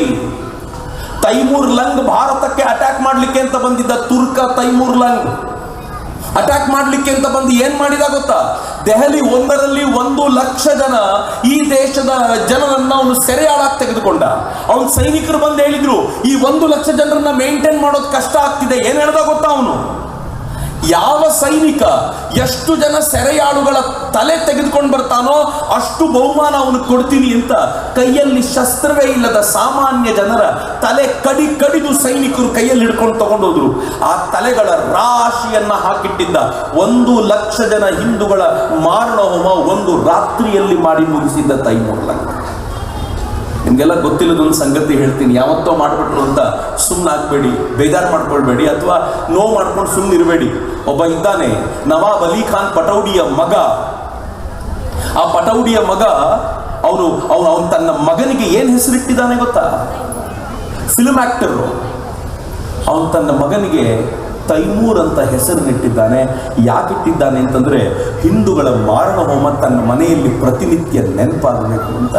ಹಿಂದೂಗಳ ಮಾರಣ ಹೋಮ ನೆನಪಾಗಬೇಕು ಅಂತ ತನ್ನ ಮಗನಿಗೆ ತೈಮೂರ್ ಅಂತ ಅವನ ಹೆಸರಿಡಬಹುದಾದ್ರೆ ಅದನ್ನ ನೆನಪಿಸ್ಕೊಂಡ್ರೆ FIR ನಮ್ಮ ಮೇಲೆ ಆಗುತ್ತೆ ಅಂತಂದ್ರೆ ಪರಿಸ್ಥಿತಿ ಎಂಥದ್ದಿರ್ಬೋದು ಅಂತ ಒಂದು ಕ್ಷಣ ಯೋಚನೆ ಮಾಡಿ ನೋಡಿ ಬಿಡ್ತೇವೆ. ಆದರೆ ಹಿಂದೂ ಸಮಾಜ ಹಿಂಗೆ ಇರಲಿಲ್ಲ. ತುಂಬ ಜನ ತಾಯಂದ್ರಲ್ಲಿದ್ದೀರಿ. ಈ ದೇಶದ ಯಾವ ಹಿಂದೂ ಸಮಾಜದ ಯಾವ ಹೆಣ್ಣು ಮಗುವು ಕೂಡ ಸುದೀರ್ಘ ಕಾಲ ಕಣ್ಮುಚ್ಕೊಂಡು ಮಲ್ಕೊಂಡವಳಲ್ಲ. ರಾಮ್ ಪ್ಯಾರಿ ಗುರ್ಜರ್ ಅಂತ ಹೆಣ್ಮಗಳು, ಆಕೆ ಉತ್ತರ ಪ್ರದೇಶದಲ್ಲಿ ಇದ್ದಂಥವಳು. ಆ ಭಾಗದಿಂದ ತೈಮೂರ್ ತನ್ನ ಸೇನೆಯನ್ನ ತೆಗೆದುಕೊಂಡು ಬರಬೇಕಾದಾಗ ಅಲ್ಲಿ ಆ ಊರಿನ ಜನ ನಿಶ್ಚಯ ಮಾಡಿದ್ರು, ಆ ಭಾಗದ ಎಲ್ಲರೂ ಸೇರ್ಕೊಂಡ್ರು, ಇವನು ನಮ್ಮ ಜನರನ್ನ ನಾಶ ಮಾಡಿ ಬರ್ತಿದ್ದಾನೆ, ಇವನು ನಮ್ಮ ನೆಲ ಬಿಟ್ಟು ಹೋಗದಂತೆ ಮಾಡಬೇಕು. ಏನ್ ಮಾಡಬೇಕು? 40,000 ಜನ ಹೇಳಿದ್ರು, ಸತ್ರೂ ಪರವಾಗಿಲ್ಲ, ನಾವು ಜೊತೆಯಲ್ಲಿ ನಿಂತ್ಕೊಳ್ತೀವಿ ಅಂತ ಒಂದು ಪುಟ್ಟ ಸೇನೆ ಕಟ್ಟಿದ್ರು. 40,000 ಜನರು. ರಾಮ್ ಪ್ಯಾರಿ ಗುರ್ಜರ್ ಬಂದು, ಬರೀ ಗಂಡ್ಮಕ್ಳು ಹೆಣ್ಮಕ್ಳಿಗೆ ಅವಕಾಶ ಇದೆಯಾ, ಎಷ್ಟು ಜನ ಸೇರಿಸಬಲ್ರಿ ಅಂತ ಕೇಳಿದ್ರೆ ರಾಮ್ ಪ್ಯಾರಿ ಗುರ್ಜರ್ ಹೇಳಿದ್ರು, ನಾನು ಇಷ್ಟೇ ದೊಡ್ಡ ಸೈನ್ಯವನ್ನು ಕರ್ಕೊಂಡು ಬರ್ತೀನಿ. 40,000 ಹೆಣ್ಣು ಮಕ್ಕಳ ಸೇನೆಯನ್ನ 20 ವರ್ಷದ ರಾಮ್ ಪ್ಯಾರಿ ಗುರ್ಜರ್ ಅನ್ನುವಂಥ ಹೆಣ್ಣು ಮಗಳು ಕಟ್ಟಿದ್ಲು ರಾತ್ರೋರಾತ್ರಿ. ಎಲ್ಲರೂ ಮನೆ ಬಿಟ್ಟು ಆಚೆಗೆ ಬಂದ್ರು. ತೈಮೂರ್ ಲಂಗ್ ನನ್ನ ನಾಡನ್ನ ಬಿಟ್ಟು ಹೋಗಬಾರದು, ಅವನ ಪ್ರಾಣ ಇಲ್ಲಿಯೇ ಕೊನೆಯಾಗಬೇಕು ಅಂತ ನಿಶ್ಚಯ ಮಾಡಿ ಅವನು ಊರಿನ ಕಡೆಗೆ ಬರ್ತಾ ಇದ್ದಂತೆ ಗೆರಿಲ್ಲಾ ಮಾದರಿಯ ದಾಳಿ ಮಾಡಿದ್ರು. ದಾಳಿ ಹೇಗಿತ್ತು ಅಂತಂದ್ರೆ ಬೆಳಗಿನ ಹೊತ್ತಿನಲ್ಲಿ ಗಂಡಸರು ದಾಳಿ ಮಾಡ್ತಿದ್ರು, ರಾತ್ರಿಯಾಗಿ ಸೈನಿಕರು ಸುಸ್ತಾಗಿ ಅವರು ಮಲ್ಕೊಳ್ಬೇಕು ಅಂತನ್ನುವಾಗ, ತೈಮೂರ್ ಲಂಗನ ಸೈನಿಕರು ಮಲ್ಕೊಳ್ಬೇಕು ಅನ್ನುವಾಗ ಹೆಣ್ಣು ಮಕ್ಕಳ ಸೇನೆ ರಾಮ್ ಪ್ಯಾರಿ ಗುರ್ಜರ್ ನೇತೃತ್ವದಲ್ಲಿ ದಾಳಿ ಮಾಡ್ತಿತ್ತು. ಎಷ್ಟು ಹೈರಾಣ ಆಗ್ಬಿಟ್ಟ ತೈಮೂರ್ ಲಂಗ್ ಅಂದ್ರೆ, ಬೆಳಗ್ಗೆಯೂ ನಿದ್ದೆ ಇಲ್ಲ, ರಾತ್ರಿಯೂ ನಿದ್ದೆ ಇಲ್ಲ. ಕೊನೆಗೊಮ್ಮೆ ಈ ಅವಸ್ಥೆಯಲ್ಲಿ ಎದುರಿನಿಂದ ಬಂದಿರುವಂತಹ ಒಂದು ಬಾಣ ಅವನ ಎದೆಯನ್ನು ಹೊತ್ತು ಕಷ್ಟಪಟ್ಟು ಆ ಬಾಣವನ್ನು ತೆಗೆದು ಜೀವ ಸಹಿತ ಅವನು ಉಳಿಸ್ಕೊಂಡು ಕರ್ಕೊಂಡು ಹೋದ್ರು. ತಮ್ಮ ದೇಶಕ್ಕೆ ಕರ್ಕೊಂಡು ಹೋಗಬೇಕಾದ್ರೆ ದಾರಿಯಲ್ಲೇ ಸತ್ತ ತೈಮೂರ್ ಲಂಗ್. ಈ ನಾಡಿನ ಹೆಣ್ಣು ಮಗಳ ತಾಕತ್ತು ರೀ. ಹಿಂದೂ ಸಮಾಜ ಅಬಲೆಯರ ಸಮಾಜ ಅಲ್ಲ, ಹಿಂದೂ ಸಮಾಜ ತಾಕತ್ತುಳ್ಳವರ ಸಮಾಜ ಅಂತ ಒಬ್ಬ ರಾಮ್ ಪ್ಯಾರಿ ಗುರ್ಜರ್ ತೋರಿಸಿದ್ಲು. ಯಾಕ್ರಿ ರಾಮ್ ಪ್ಯಾರಿ ಗುರ್ಜರ್ ನಮ್ಮ ಟೆಕ್ಸ್ಟ್ ಬುಕ್ ಅಲ್ಲಿ ಇಲ್ಲ? ಯಾಕ್ರಿ ನಮ್ಮ ಟೆಕ್ಸ್ಟ್ ಬುಕ್ ಅಲ್ಲಿ ರಾಣಿ ಅಬ್ಬಕ್ಕ ಇಲ್ಲ? ಯಾವ ರಾಣಿ ಅಬ್ಬಕ್ಕ ಸಮುದ್ರದಲ್ಲಿ ಪೋರ್ಚುಗೀಸರನ್ನ ಅಡ್ಡಗಟ್ಟಿ ನಿಂತಿದ್ದಲ್ಲ, ಯಾಕೆ ಅವಳು ನಮ್ಮ ಟೆಕ್ಸ್ಟ್ ಬುಕ್ ಅಲ್ಲಿಲ್ಲ? ಯಾಕೆ ನಮ್ಮ ಟೆಕ್ಸ್ಟ್ ಬುಕ್ ನಲ್ಲಿ ಮೇ ಮೇರಿ ಝಾನ್ಸಿ ನಹಿ ದೂಂಗಿ, ತಾಕತ್ತಿದ್ರೆ ಕಿತ್ಕೊಳ್ಳಲೇ ಅಂತ ಹೇಳಿದಂತ ರಾಣಿ ಲಕ್ಷ್ಮೀಬಾಯಿ ನನ್ನ ಟೆಕ್ಸ್ಟ್ ಬುಕ್ ಅಲ್ಲಿ ಯಾಕೆ ವೈಭವಯುತವಾಗಿ ವರ್ಣಿತವಾಗಲಿಲ್ಲ? ಯಾಕೆ ನನ್ನ ಟೆಕ್ಸ್ಟ್ ಬುಕ್ ನಲ್ಲಿ ನೀವೇನು ಉತ್ತೀರಾ ಬಿತ್ತೀರಾ, ನಿಮಗೇಕೆ ಕೊಡಬೇಕು ಕಪ್ಪ, ತಾಕತ್ತಿದ್ರೆ ಬಾರೋ ಅಂತ ಕರೆದು ಬಂದ ಚಾಕರೆಯ ಕತ್ತನ್ನ ಕಡಿದು ಅಗಸಿ ಬಾಗಿಲಿಗೆ ತೂಗು ಹಾಕಿದ ಚನ್ನಮ್ಮ ಯಾಕೆ ನಮ್ಮ ಟೆಕ್ಸ್ಟ್ ಬುಕ್ ಅಲ್ಲಿ ವರ್ಣಿತವಾಗಲಿಲ್ಲ? ಯಾಕೆ ವರ್ಣಿತವಾಗಲಿಲ್ಲ ಅಂತಂದ್ರೆ, ಹಿಂದೂ ಸಮಾಜ ಪುರುಷ ಸಿಂಹರ ಸಮಾಜ ಆಗ್ಬಿಡುತ್ತೆ ಅನ್ನೋ ಟೆನ್ಷನ್ಗೆ ಮುಚ್ಚಿಟ್ಟು ಮುಚ್ಚಿಟ್ಟು ಮುಚ್ಚಿಟ್ಟು ನಮ್ಮನ್ನ ಹೇಡಿಗಳ ಸಮಾಜವಾಗಿ ಮಾಡುವ ಪ್ರಯತ್ನ ಮಾಡಿದ್ರು. ಮಿತ್ರ, ಹೇಡಿಗಳ ಸಮಾಜ ಅಂತ ಇವರು ಪ್ರಯತ್ನ ಪಟ್ಟರು. 100 ವರ್ಷಗಳ ಹಿಂದೆ ಒಬ್ಬ ಸಾಮಾನ್ಯ ತರುಣ ವಿವೇಕಾನಂದರಿಂದ ಪ್ರೇರೇಪಿತನಾಗಿದ್ದ ಈ ಸಮಾಜವನ್ನ ಕಟ್ಟಬೇಕು ಅಂತ ನಿಶ್ಚಯ ಮಾಡಿದ. ಏನ್ ಮಾಡಿದ ಗೊತ್ತಾ? ಹುಡುಗರನ್ನ ಕರೆದ, ಬರ್ರೋ ಕಬಡ್ಡಿ ಆಡೋಣ, ದೇಶ ಕಟ್ಟೋಣ. ಎಲ್ಲರೂ ಕೇಳಿದ್ರು, ಕಬಡ್ಡಿ ಆಡೋದ್ರಿಂದ ದೇಶ ಕಟ್ಟಲಿಕ್ಕಾಗತ್ತ, ಬನ್ನಿ ಬನ್ನಿ ಅಂತ ಕಬಡ್ಡಿ ಆಡಿಸ್ತಾ ಇದ್ದ. ಕಬಡ್ಡಿ ಆಡ್ತಾ ಆಡ್ತಾ ನಿಧಾನವಾಗಿ ಹಿಂದುತ್ವದ ಚಿಂತನೆಗಳನ್ನು ಕೊಡ್ಲಿಕ್ಕೆ ಶುರು ಮಾಡಿದ. ಮೊದಲು ಎಲ್ಲರೂ ನಕ್ಕಿದ್ರು. 100 ವರ್ಷಗಳಲ್ಲಿ ಆತ ಕಟ್ಟಿದ ಸಂಘಟನೆ ಹೆಂಗ್ ಬೆಳೀತು ಅಂತಂದ್ರೆ, ಇವತ್ತು ದೇಶದ ಮೂಲೆ ಮೂಲೆಯಲ್ಲ, ಜಗತ್ತಿನ ಮೂಲೆ ಮೂಲೆಯಲ್ಲೂ ಕೂಡ ರಾಷ್ಟ್ರೀಯ ಸ್ವಯಂ ಸೇವಕ ಸಂಘ ತನ್ನ ಕೆಲಸವನ್ನ ಮಾಡ್ತಾ ಇದೆಯಲ್ಲ. ಡಾಕ್ಟರ್ ಹೆಡಗೇವಾರ್ ಸಂಘಟನೆ ಕಟ್ಟಿದ ಹೀಗೆ 100 ವರ್ಷಗಳ ಹಿಂದೆ ಕಬಡ್ಡಿಯ ಪರಿಕಲ್ಪನೆ ಇಟ್ಟು ಶುರುವಾಗಿರುವಂತ ಸಂಘಟನೆ ಎಷ್ಟು ಅಗಾಧವಾಗಿ ಬೆಳೆದಿದೆ ಅಂತಂದ್ರೆ ಇವತ್ತು ಅಕ್ಕಪಕ್ಕ ಎಲ್ಲಿ ನೋಡಿದ್ರೂ ಕೂಡ ರಾಷ್ಟ್ರೀಯ ಸ್ವಯಂ ಸೇವಕ ಸಂಘದ ಒಬ್ಬರಲ್ಲ ಒಬ್ಬರು ಆ ರಾಜ್ಯದ ಚುಕ್ಕಾಣಿ ಹಿಡಿದು ಕುಳಿತಿರುವಂತ ಒಂದು ವ್ಯವಸ್ಥೆ ನಿರ್ಮಾಣ ಆಗಿ ಹಿಂದೂ ಸಾಮ್ರಾಜ್ಯದ ಪುನರುತ್ಥಾನದ ಪರಿಕಲ್ಪನೆ ಇದೆಯಲ್ಲ, ಆ ಪರಿಕಲ್ಪನೆಯನ್ನು ಕಟ್ಟಿಕೊಳ್ಳಲಿಕ್ಕೆ ಸಾಧ್ಯವಾಗಿದೆಯಲ್ಲ. ಮಿತ್ರ, ಯಾವ ಭಾರತದ ಕುರಿತಂತೆ ಮಾತನಾಡುವಾಗ ಜಗತ್ತೆಲ್ಲ ಭಾರತವನ್ನ ಕೆಳಗಿಟ್ಟು ನೋಡ್ತಾ ಇತ್ತು. ಸ್ವಾತಂತ್ರ್ಯ ಬಂದಲಾಗಾಯ್ತು, ಇತ್ತೀಚಿನ ಒಂದು ದಶಕಗಳವರೆಗೆ ಭಾರತದ ಕುರಿತಂತೆ ಮಾತನಾಡುವಾಗ ಅಯ್ಯೋ ಹೀನ ದೀನ ಕೃಪಣ ಬಡ ದರಿದ್ರ ಭಾರತಕ್ಕೆ ನಾವೇನಾದ್ರೂ ಮಾಡಬೇಕಲ್ಲ ಅಂತ ಜಗತ್ತು ಹೇಳ್ತಿತ್ತು. ಇವತ್ತು ಉಲ್ಟಾ ಜಗತ್ತಿನ ಮುಂದೆ ಬಂದು ನಿಂತ್ಕೊಂಡು, ಜಗತ್ತು ನಮ್ಮ ಮುಂದೆ ಬಂದು ನಿಂತ್ಕೊಂಡು ನಮ್ಮ ಮೇಲೇನಾದ್ರೂ ಕೃಪೆ ತೋರಿಸಿರಲ್ಲ ಅಂತ ಕೇಳುವ ಸ್ಥಿತಿಗೆ ಬಂದಿದ್ದೀವಲ್ಲ. ಹಿಂದುತ್ವದ ತಾಕತ್ತದು ಮಿತ್ರ. ಹಿಂದುತ್ವದ ತಾಕತ್ತೇನು ಗೊತ್ತಾ? ಇವತ್ತಿನ ಭಾರತ ಹಳೆಯ ಭಾರತ ಅಲ್ಲ. ನಾನಿಲ್ಲಿ ನೋಡಿದ್ರೆ ಬಹಳ ಜನ ಹಿರಿಯರು ಕಾಣ್ತಾ ಇದ್ದೀರಿ. ನೀವು ನನ್ನ ವಯಸ್ಸಿನಲ್ಲಿದ್ದಾಗ, ನೀವು ಕಾಲೇಜಿಗೆ ಹೋಗ್ತಿದ್ದಾಗ ಭಾರತ ಅಂದ್ರೆ ಏನಿತ್ತು ಗೊತ್ತಾ? ಹಿಂದುಳಿದ ಭಾರತ ಅಂತಿತ್ತು, ಬಡ ಭಾರತ ಅಂತಿತ್ತು, ಕೈಲಾಗದವರ ಭಾರತ ಅಂತಿತ್ತು. ಈ ಜನಕ್ಕೆ ಊಟಕ್ಕೆ ಕೊರತೆ ಇದೆ, ನನ್ನ ದೇಶದಲ್ಲಿ ಹಂದಿಗಳು ತಿನ್ನದ ಗೋಧಿಯನ್ನ ಈ ದೇಶಕ್ಕೆ ಕಳಿಸ್ತೀವಿ ಅಂತ ಅಮೆರಿಕ ಹೇಳ್ತಿತ್ತು. ಆ ತರದ ಸ್ಥಿತಿ ಭಾರತಕ್ಕಿತ್ತು. ಇವತ್ತು ಹೆಂಗಿದೆ ಗೊತ್ತಾ? ಪಕ್ಕದ ಶ್ರೀಲಂಕಾ ತೊಂದರೆಗೆ ಸಿಕ್ಕಾಕೊಂಡಾಗ IMF ಎಷ್ಟು ಸಾಲ ಕೊಡುತ್ತೋ ಅದಕ್ಕಿಂತ 1.5 ಪಟ್ಟು ಹೆಚ್ಚು ಸಾಲವನ್ನ ಈ ದೇಶ ಕೊಡುತ್ತೆ ಪಕ್ಕದ ಶ್ರೀಲಂಕಾಕ್ಕೆ. ಪಕ್ಕದ ಮಯನ್ಮಾರ್ ತೊಂದರೆಯಲ್ಲಿದ್ದಾಗ ಈ ದೇಶ ಸಹಕಾರಕ್ಕೆ ಹೋಗುತ್ತೆ. ಅಫ್ಘಾನಿಸ್ತಾನ ತೊಂದರೆಗೆ ಸಿಕ್ಕಾಕೊಳ್ತು, ತಾಲಿಬಾನಿಗಳ ಅಫ್ಘಾನಿಸ್ತಾನ ತೊಂದರೆಗೆ ಸಿಕ್ಕಾಕೊಂಡಾಗ ಅಫ್ಘಾನಿಸ್ತಾನಿಯರು ಹೇಳ್ತಾರೆ ನಮ್ಮ ಜೀವಕ್ಕೆ ಜೀವದ ಗೆಳೆಯ ಅಂತ ಯಾರಾದ್ರೂ ಇದ್ರೆ ಅದು ಭಾರತ ಬಿಟ್ಟರೆ ಪಾಕಿಸ್ತಾನ ಅಲ್ಲ ಅಂತ ತಾಲಿಬಾನಿಗಳು ಹೇಳುವಂತೆ ಮಾಡಿದ್ದು ಭಾರತ. ಸೌದಿ ಅರೇಬಿಯಾ ಪಾಕಿಸ್ತಾನದ ಸಹಕಾರಕ್ಕೆ ಹೋಯ್ತು, ನಾನು ಪಾಕಿಸ್ತಾನ ಜೊತೆಗೆ ನಿಲ್ತೀನಿ ಅಂತ. ಆದ್ರೆ ಅವ್ರಿಗೆ ಗೊತ್ತಿರಲಿಲ್ಲ ನನಗೂ ಮತ್ತು ಯುನೈಟೆಡ್ ಅರಬ್ ಎಮಿರೇಟ್ಸ್ಗೂ ಕಿತ್ತಾಟ ಇದೆ ಅಂತ. ಭಾರತ ತಕ್ಷಣ ಯುನೈಟೆಡ್ ಅರಬ್ ಎಮಿರೇಟ್ಸ್ ನ ಪ್ರೀಮಿಯರ್ನ ಕರ್ಕೊಂಡು ಅವ್ರಿಗೆ ಈ ದೇಶದ ಪ್ರಧಾನಿ ತಬ್ಕೊಂಡು ಹೇಳ್ತಾರೆ, ಸೌದಿ ಅರೇಬಿಯಾ ತಂಟೆ ಮಾಡಿದ್ರೆ ನನ್ನ ಹತ್ರ ಬ್ರಹ್ಮೋಸ್ ಇದೆ ನಿಂದೆ ಅಂತ ತಿಳ್ಕೊ, ಏನು ಹೆದರ್ಕೋಬೇಡ ಅಂತ ನೇರವಾಗಿ ಸೌದಿ ಅರೇಬಿಯಾ ಎದೆಗೆ ಗುದ್ದುತ್ತೀವಿ ಅಂತ ಹೇಳುವ ತಾಕತ್ತನ್ನು ಭಾರತ ತೋರಿಸುತ್ತಲ್ಲ. ಯಾವ ಭಾರತ ಇವತ್ತು? ಮಿತ್ರ, ಇವತ್ತಿನ ಭಾರತ ಬಡ ಭಾರತ ಅಲ್ಲ. ಒಂದು ಕಾಲದಲ್ಲಿ ಭಾರತ ಬಡತನದಲ್ಲಿದ್ದಾಗ ಈ ದೇಶದ ಕುರಿತಂತೆ ಏನ್ ಹೇಳ್ತಿದ್ರು ಗೊತ್ತಾ? ಜಗತ್ತಿನ ಅಯೋಗ್ಯ ಎಕನಾಮಿಸ್ಟ್ಗಳು ಅವ್ರು ಹೇಳ್ತಿದ್ರು ಹಿಂದೂ ರೇಟ್ ಆಫ್ ಎಕನಾಮಿಕ್ಸ್ ಅಂತ. ಹಿಂದುವಿನ ಅಭಿವೃದ್ಧಿ ದರ, ಹಿಂದುವಿನ ರೀತಿಯ ಅಭಿವೃದ್ಧಿಯ ದರ ಯಾವತ್ತೂ ಪ್ರಪಾತಕ್ಕೆ ಹೋಗುವಂಥದ್ದು ಒಳ್ಳೆಯದಲ್ಲ ಅಂತ. ಇವತ್ತು ಅದೇ ಭಾರತ ನರೇಂದ್ರ ಮೋದಿ ಅವರು ಪ್ರಧಾನಿಯಾಗೋಕ್ಕಿಂತ ಮುಂಚೆ 12ನೇ ಶ್ರೀಮಂತ ರಾಷ್ಟ್ರವಾಗಿತ್ತು. ಇವತ್ತು ಭಾರತ ಜಗತ್ತಿನ 4ನೇ ಶ್ರೀಮಂತ ರಾಷ್ಟ್ರ. ಯಾವನು ಹಿಂದೂ ಗ್ರೋತ್ ಆಫ್ ರೇಟ್ ಅಂತ ಹೇಳಲ್ಲ ರೀ. ಇವತ್ತು ಭಾರತದ ಎಕಾನಮಿ $4 ಟ್ರಿಲಿಯನ್. ಯಾವ್ದಾದ್ರೂ ದೇಶ ಜೊತೆ ಯುದ್ಧ ಆಗಬೇಕಾದಾಗ ಆ ದೇಶ ಬಡವಾಗಬೇಕು. ಆದ್ರೆ ಭಾರತ ಪಾಕಿಸ್ತಾನದೊಂದಿಗೆ ಯುದ್ಧ ಮಾಡುವಾಗ ಜಗತ್ತಿನ 5ನೇ ಶ್ರೀಮಂತ ರಾಷ್ಟ್ರದಿಂದ 4ನೇ ಶ್ರೀಮಂತ ರಾಷ್ಟ್ರಕ್ಕೆ ಜಂಪ್ ಆಯ್ತು. ಇನ್ನೊಂದು 6 ತಿಂಗಳು 8 ತಿಂಗಳು ಟೈಮ್ ಕೊಡಿ, ಭಾರತ $4 ಟ್ರಿಲಿಯನ್ ನಿಂದ $5 ಟ್ರಿಲಿಯನ್ ಎಕಾನಮಿ ಆಗುತ್ತೆ. ಜಗತ್ತಿನ 3ನೇ ಶ್ರೀಮಂತ ರಾಷ್ಟ್ರವಾಗುತ್ತೆ ನನ್ನ ದೇಶ ಭಾರತ. ಇವತ್ತಿನ ಈ ಭಾರತದಲ್ಲಿ ಕೊಂಡುಕೊಳ್ಳುವುದರ ಕೊರತೆ ಇಲ್ಲ. GST ದರವನ್ನು ಕಡಿಮೆ ಮಾಡಿದ ಮರು ತಿಂಗಳೇ ಎಷ್ಟು ಕಾರುಗಳು ಸೇಲ್ ಆಗುತ್ತವೆ ಅಂತಂದ್ರೆ ಜಗತ್ತು ಅಚ್ಚರಿಯಿಂದ ನೋಡಿ ಹೇಳುತ್ತೆ. ಹಿಂಗಾಗಿಯೇ ಹುಚ್ಚ ಟ್ರಂಪ್ ಬೆಳಿಗ್ಗೆ ತಿಂಡಿ ತಿನ್ನುವಾಗ 25% ಟ್ಯಾರಿಫ್ ಅಂತಾನೆ, ಮಧ್ಯಾಹ್ನ ಊಟಕ್ಕೆ ಹೋಗ್ಬೇಕಾದ್ರೆ 50% ಅಂತಾನೆ, ರಾತ್ರಿ ಮಲಗೋಕ್ಕಿಂತ ಮುಂಚೆ ಅದು ಏನಾಗಿರುತ್ತೋ ಅವನಿಗೆ ಅವ್ನು 100% ಟ್ಯಾರಿಫ್ ಭಾರತದ ಮೇಲೆ ಅಂತಾನೆ. ಬೆಳಗ್ಗೆ 7 ಹೊತ್ತೊತ್ತಿಗೆ ಮೋಸ್ಟ್ಲಿ ಈ ದೇಶದ ಭಯಾನಕ ಕನಸುಗಳು ಬಿದ್ದಿರುತ್ತೆ, ಮತ್ತೆ 25% ಟ್ಯಾರಿಫಿಗೆ ಬರ್ತಾನೆ. ಏನೋ ಆಗುತ್ತೆ ಅವನಿಗೆ. ಪ್ರತಿಯೊಂದು ರಾಷ್ಟ್ರವು ಟ್ಯಾರಿಫ್ ಹಾಕ್ತೀನಿ ಅಂತ ಟ್ರಂಪ್ ಹೇಳಿದ ತಕ್ಷಣ ಪತರುಗುಟ್ಟಿ ಹೋಗಿವೆ. ಆದ್ರೆ ಭಾರತ 25% ಅಂದಾಗ ಹಾಕು, 50% ಅಂದಾಗ ಹೋಗಲಿ ಅಂತ, 100% ಅಂದಾಗ ನನ್ನ ತಾಕತ್ತಿಗೆ ತೋರಿಸ್ತೀನಿ ಅಂತ ಹೇಳಿ ಏನ್ ಮಾಡ್ತು ಗೊತ್ತಾ?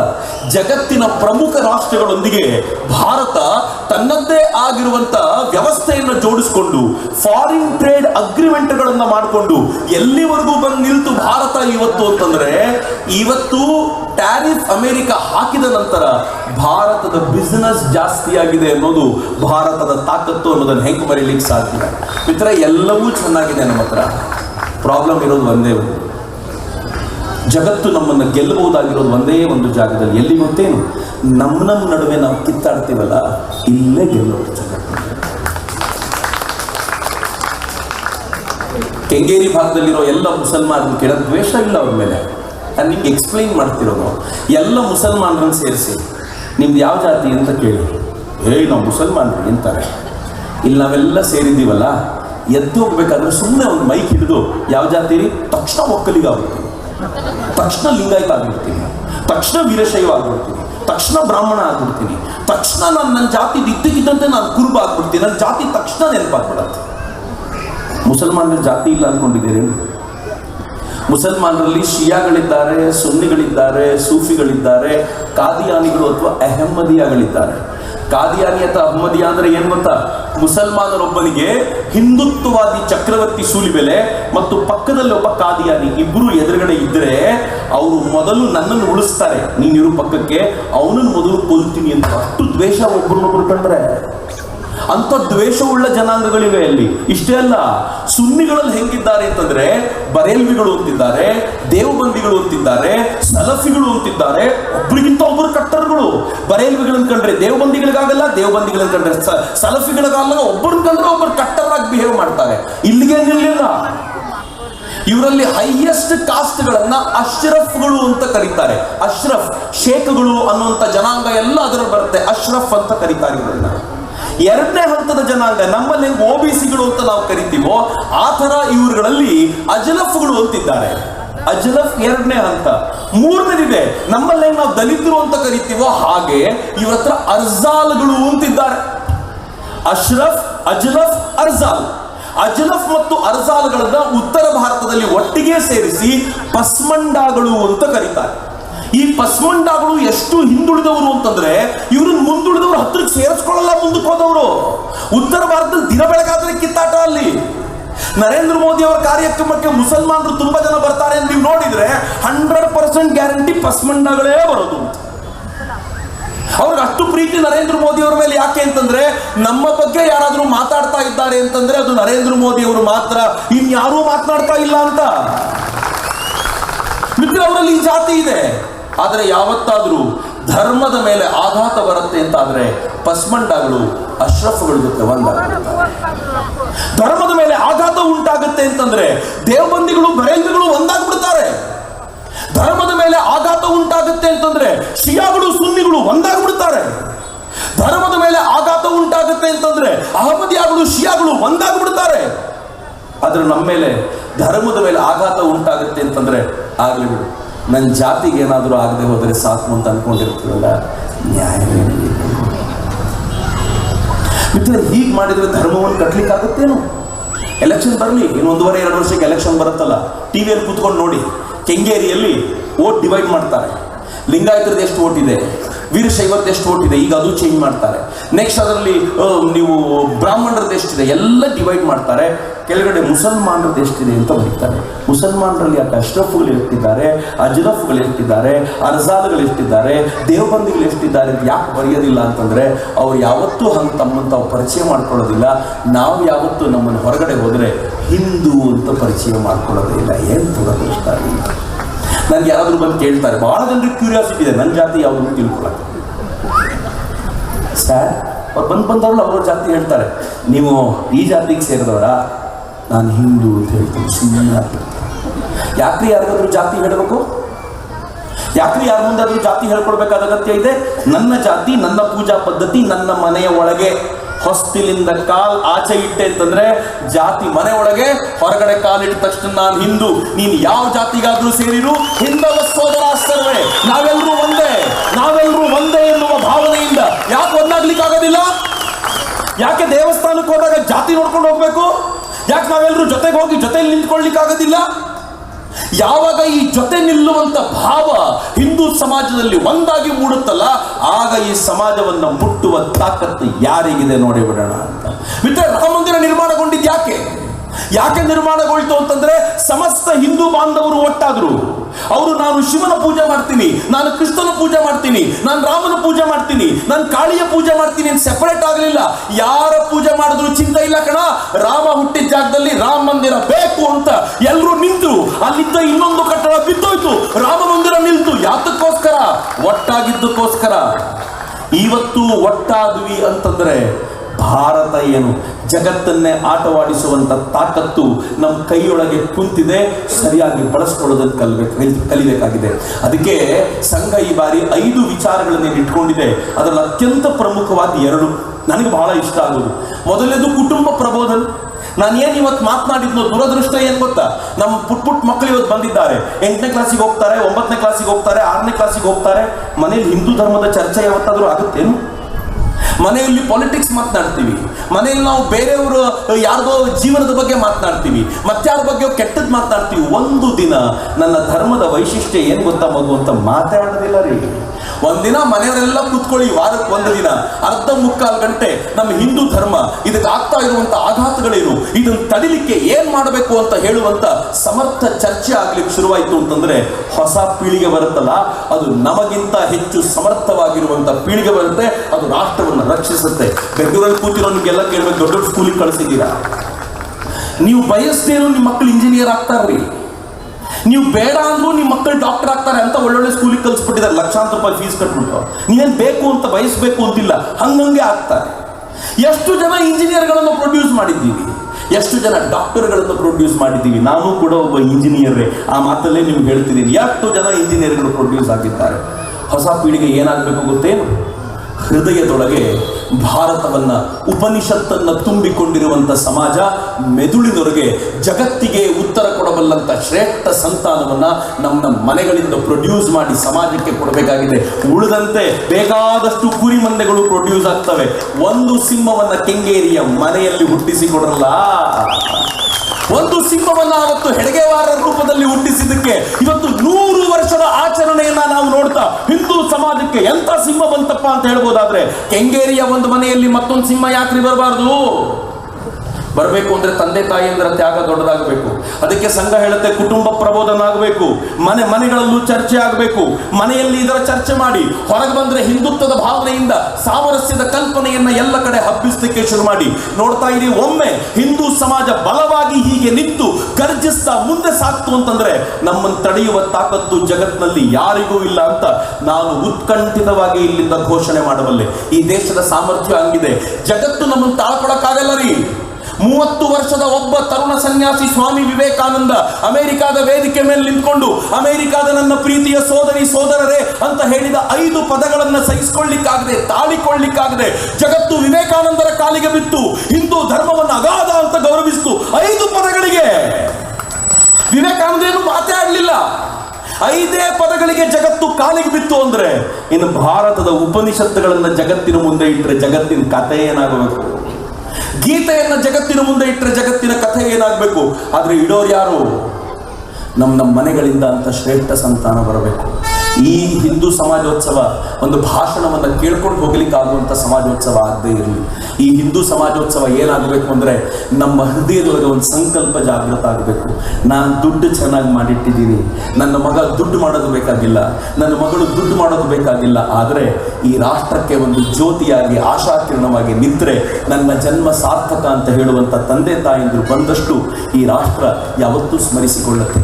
ಅಂಥ ತಂದೆ ತಾಯಂದಿರು ಹೆಚ್ಚಾಗಲಿ ಅಂತ ನಾನು ಅತ್ಯಂತ ಪ್ರೀತಿಯಿಂದ ಆಶಿಸ್ತಾ ಭಾವಿಸ್ತಾ ಇಂಥ ಭವ್ಯವಾಗಿರುವಂಥ ಸಮಾರಂಭವನ್ನು ಆಯೋಜಿಸಿರುವಂಥ ಎಲ್ಲರಿಗೂ ಕೂಡ ನಾನು ಹೃತ್ಪೂರ್ವಕವಾಗಿ ನನ್ನ ಕೃತಜ್ಞತೆಗಳನ್ನು ಸಮರ್ಪಿಸಿ ನನ್ನ ಮಾತುಗಳನ್ನು ಮುಗಿಸೋಕ್ಕಿಂತ ಮುಂಚೆ 2 ಕೈಗಳನ್ನು ಗಾಳಿಗೆ ಬೀಸಿ ಭಾರತ ಮಾತೆಗೆ ಒಂದು ಜೈಕಾರ ಕೊಡಿ, ಉಚ್ಚ ಕಂಠದಲ್ಲಿ ಭಾರತ್